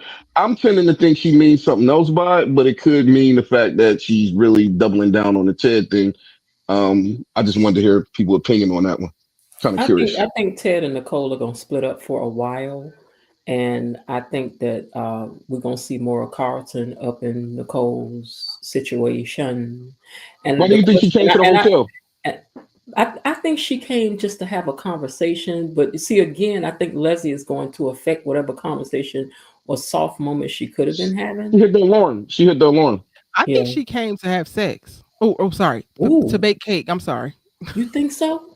I did, but not because she wanted to reconcile. Just because she needed it and wasn't ready to give it to Carlton. Yeah, Leslie hit Not that fire specifically alarm. because she's not ready to give it to Carlton, but she has a lot of things emotionally going on, a lot of things internally going on. I think that she does still want Ted, but the very real thing of their circumstance is right there. And yes, she don't want to add another body, but also this could be her last hoorah. And she knows it. I think you're right. She busted up in there with that take a minute to reevaluate. He's like, come to daddy. Oh yeah. He ain't say that, but he pretty much was like, come to daddy. Come on. And he's waiting, and he thinks this was gonna be the key the whole time, which is why I feel like on the preview it's like, no, like this doesn't change anything, and he gonna be flabbergasted because he was waiting her out from the beginning. Go back like 30 episodes, he was like, well, I thought Tom was gonna deal with this, sir. Please. If she ain't forgive him now, I don't think she ever could. Like after all this time, before the whole Martin situation and finding out about that secret, I think that she could have. That was, I think, the straw that broke the camel's back. And not, I think, Mara, you said for me, because I was putting this in the chat before, taking him to go see her. No, the whole Martin unaliving that man and then them hiding it, him reconstructing that face, that entire lie. I think that is. What did I say? You said I said something. When I put this in the chat, when I said I think that she was done with the whole Martin thing, you said, oh, because he was taking Martin with him to go cheat. And I was like, no. I didn't say that. No, that wasn't me. I didn't say that. I didn't even bring that up. That wasn't even a thought. Why did I think she was did I ever think she would reconcile with him? Did she ever give that to me that she would? I don't think she had. I think Dr. Nicole is too proper. I think she's just been stubborn the whole time. I think Dr. Nicole is too proper to say that she wants some get back. And so she trying to look for a good reason to get her a little get back, and it'd be proper. And then she gonna go over there and run around with Carlton. Then she gonna be like, all right, Ted, come on back home. You think she gonna take him back at the end later on? Oh, poor thing. I think she is. No, I don't think so, because I think by that time Ted is going to move on and be with June. Yeah. Ooh. Yeah, I think Ted gonna move on to June, and June character gonna step up. I I can't wait. think Leslie about to try to get her on that stuff. Child, we can go so many places. I don't think that she's going back to Ted because once she really starts to experience all that she hasn't had, similar to Danny, it's going to make it almost impossible to go back. Why would I do that? Because like even though you don't see it, and like you said, they don't show it, but they do talk about it. And to all honesty, the boy, Carlton is coming off this way. Carlton is coming off like he's another version of how they said Ted was. He seems like he's trying I'm to be not real restricting her attentive to to Nicole. Carlton. I'm saying when she's Oh, out okay. there in reference to experiencing more, because Anita Do you said, think I she think it was would? She this would. I week. think she'll I stick think with Carlton. Anita this week said that both of her daughters married young, so they never really got the whole dating experience. So I'm saying with her being free to actually go out and experience more things, whether it's with Carlton or other people, I don't see her going back because yes, Ted loved her, but she's going to get things that she did not get. And why would I go back to less when I can get more? Look, I'm gonna say Do this you really right see here. her Wait, leaving Carlton alone though? Wait, But hold on. Let me tell you something. I'm gonna say this while I'm chomping on my cookie, right? I think that once Dr. Nicole go over there and mess around with Carlin, she ain't going back. baby.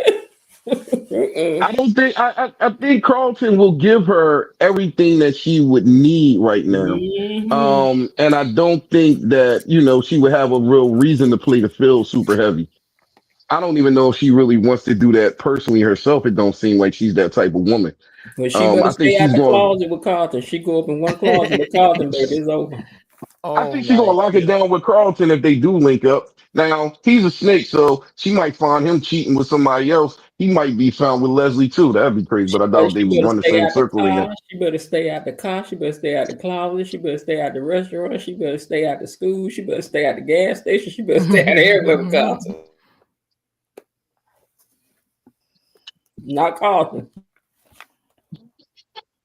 But Ted, I think he's lost. I think he's lost. I think it'd be boring if she take Ted back right about now. Well, y'all, I gotta get back to editing. Thank you so much for having me. All right, girl. Thanks for hanging out with us. Y'all have a great weekend. Okay, you too. What you said? What you said, Var? Yeah, I'm doing. Oh, okay. I thought you was like, don't go. Okay. All right. Now let's see. Ted is not moving on. We can see eye to eye on Nicole's reasoning for showing up to Ted's place for one night stand reconciliation. She gonna sow some wild oats. She sure will. He will not sit and wait while women crawl all over him and allow him to take advantage of him. Leslie is about to lose her mind. She is. I haven't seen today's show, but I did read that Nicole is supposed to be involved with Greg Vaughn character that will be introduced season 2. Is Greg Vaughn the white actor that's coming onto the show? I'm just trying to see if it's somebody different. I think that the character that they bringing on is for Eva. Daddy, where you at? Who is this? No, that Eva's is gonna go with Naomi's brother-in-law. He's a bad boy that's gonna be the professor over at the college, and he and Greg Eva. Vaughn? Oh, I don't know Greg Vaughn, but they showed the picture of Naomi's brother-in-law, and he's supposed to be a bad guy, bad boy, and that Eva's going to go on a date with him. Yeah, I saw that, but who is Greg Vaughn that they saying they think that Nicole gonna get with? Who is Greg Vaughn?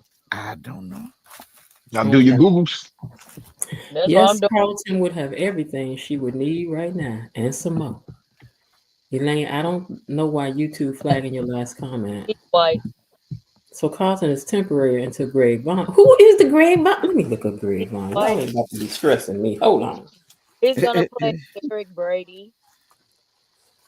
Hold on. Oh no. Actor Greg Vaughn. He played Eric okay. Brady. Yeah, that is the white character that's coming on. Okay. Yeah. So what did he play? I don't know what he gonna play, but he coming on here.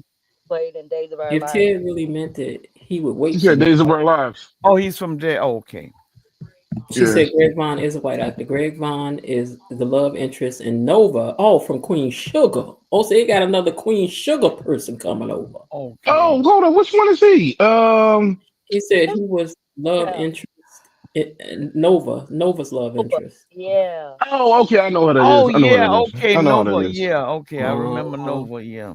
Okay, The Greg top. He was Vaughn the is a top. decent actor. Okay, there's no character description yet. Oh, there's no character description yet. He was Eric Brady in Days and Lucky Spencer on General Hospital. Is he black or white? He's white. White. Right. Okay, so he's the cop that Nova was dating on Queen Sugar. Did y'all watch Queen Sugar? Yeah, I saw I him. saw the Yeah. first He would season. be the cop. Yeah, he would be the cop. I was watching Queen Sugar till they started talking about the witchcraft stuff. I was like, I'm done. Mm-mm. I told you That's I where don't your play boy with none of Ted that. from. I don't That's mess where with the none of boy that. Ted from. Mm-mm. I don't be messing with none of that. No. I told y'all when the gate started, I won't be singing them scenes. I'm gonna tell y'all that right now. A lot of witchcraft going on Queen Sugar though. It wasn't no. I don't even remember no witchcraft. They started Oh, I off with got you something with Nova. Mm-hmm. Yeah, but that was like a couple scenes. That wasn't the show though. I didn't stick around to see no more. I was like chicken bone. Wait a minute. I was like chicken bones. Wait a minute. Why is we casting chicken bone? What is going on? Anything. It was a good show. Queen Sugar was a very good show. I believe it, but I missed it after that. I got scared. You He's ever been supposed in to the come fall. what you say, Sean? Can y'all hear? Yeah, because I'm just talking. I can't hear you. Yeah. He's supposed to come Let me this see if I can fall. Let me see if I can raise up your Yeah, she sounded a little low. I heard her though. She said he's supposed to be coming this Talk fall. again, Sean. Yeah, Var got it right. He's coming. Now I done got her volume up and now it's cutting off. Yeah, she cut out. She went out. She'll probably come back in. Her sound went out. Okay, let's see. Linda Barnett, yes, she is a keeper. I stopped watching Yellow Jackets because of witchcraft. It got to be too much. I don't play with none of that. Greg is a similar age to Carla and Daphne. Greg Vaughn is a good-looking guy and could make an interesting love interest for Nicole. All right. So did y'all enjoy the award program this evening? Yes. I didn't get a chance to catch it. What? You didn't get a chance to catch it? Now you talking about your awards? Yes, we had the first. Let me show this picture up here. I was actually watching the show. Now we had our first annual Gatekeepers Daytime Emmy Awards, and we actually had the Gatey Award, which I had a real award over here, look just like that. And yeah, so we did all that. And hold on, we had a theme song. I'm playing that too, because you know why? Because I took the time to make it, and this is how the Gatey Awards came on. Welcome to the Gateys. Welcome to the Gatey Awards. Welcome to the Gateys. Welcome to the Gatey Awards. Yeah.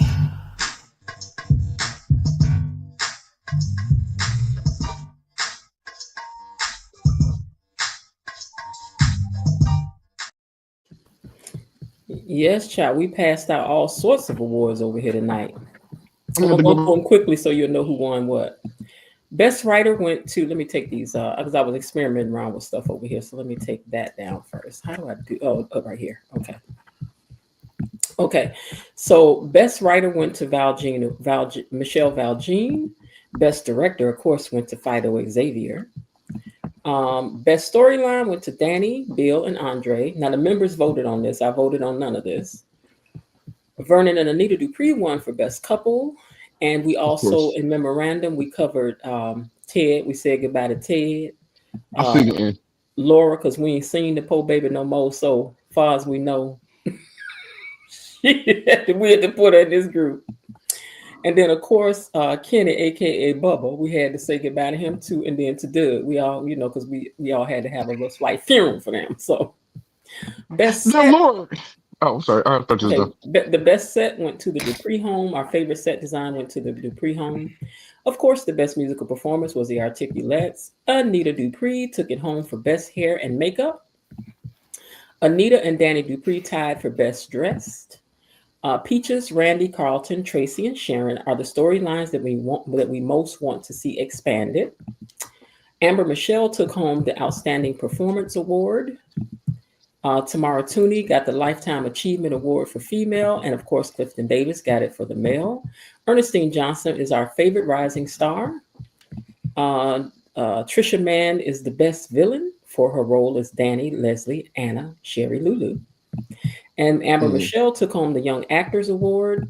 Joey Armstrong took home Best Supporting Actor. And Amber Michelle also won for Best Supporting Actress. Clifton Davis won for Best Male Lead, and Carla Mosley won for Best Female Lead. And we've covered that one already. So that was all of our awards that we gave out today. Congratulations to all the winners. Oh yes, but of course, let's give them. Hold on, we gotta give them a round of applause. Yay! Yes.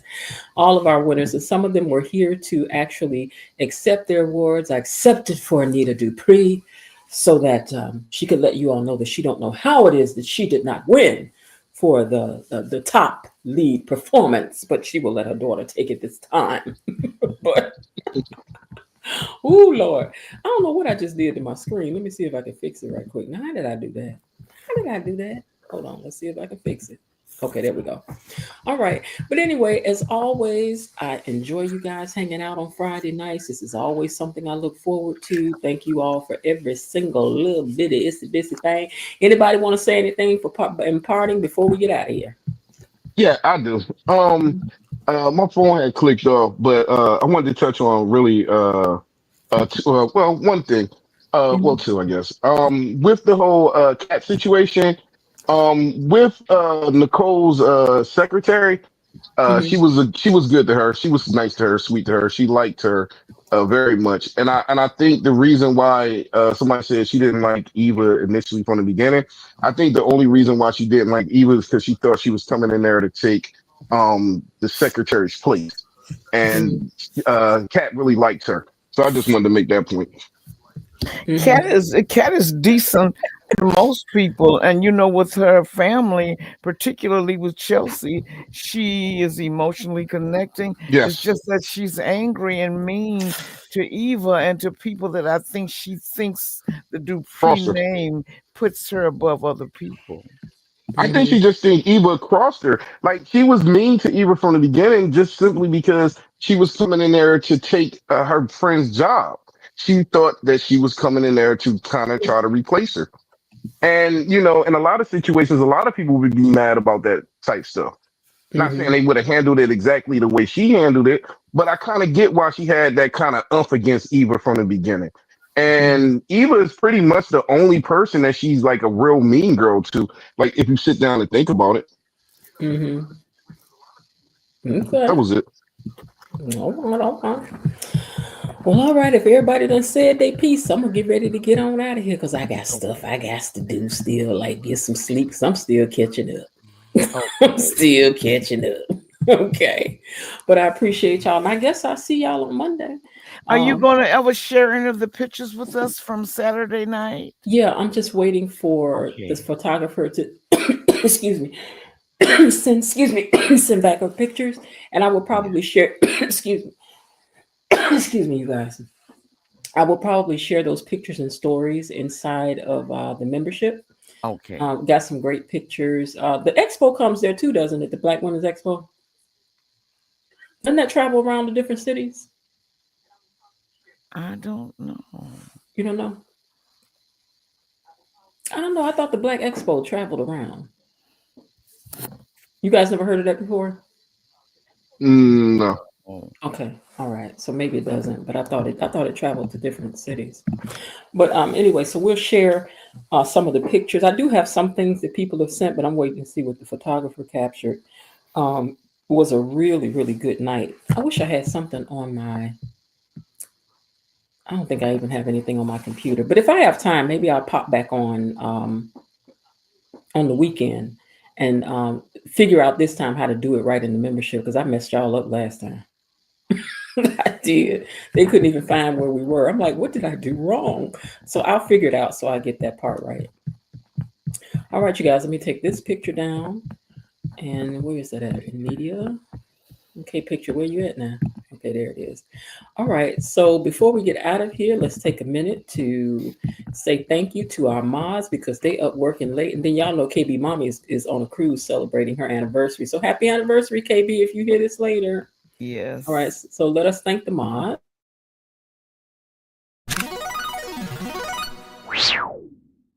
Thank you, Mod Squad. KB Mommy, Destiny H, Below Didi, and Cousin Linda. Thank you. And also Belinda Hill, and also Elaine T, and also Raven Maniac, our bailiff over here. And I thank each one of you. So let me start over here. All right, E-Daddy, thank you so much for joining us. Thank you. You have a great night. You too. All right. And Miss Lil, thank you so much for joining us, and you have a great night. Well, you're welcome, and you have a great night as well. Thank you. And Sean B, thank you so much for joining us, even though we couldn't hear you. And please come up again. I think she still can't. For some reason, we still can't hear you. Oh, okay, Sean. Well, thank you for coming up. I enjoyed all your viewpoints, and make sure you come up again. And you have a great night. All right, you guys, that's it. And let's see. All right, hold on. Let me move that from the thing. Okay, thank you guys so much for joining over here again tonight. It was another great Friday night fish fry and family feud. And we did do some family feuding tonight. Now we did, but I always enjoy when we get together and have a lively conversation and everything. That's always real refreshing to me. Good way to end out the night and the week. All right, you guys. So I will put your last goodbyes up on the screen. Let me get started with some of them so we make it all the way through. All right. Lulu says good night. Erica Vane says good night. Raven Maniac says good night. Erica says great live. See you next time. Thank you so much. We hope so. Belinda Hill also says good night to you guys and thank you to the mods. Linda also. And Belinda Hill says have a blessed and highly favored weekend, you guys. Linda says bye and toodles. Okay, with that, I'm going to get ready to get on out of here. And I will talk to you guys later. Hey, and I do hope that you're having a great day. And if not, remember there's still some time left. Why not see what you can do to turn it into one anyway? Dale J says have a great weekend as well. All right, you guys, I'll talk to you guys on Monday or maybe over the weekend for the members to see some of those pictures.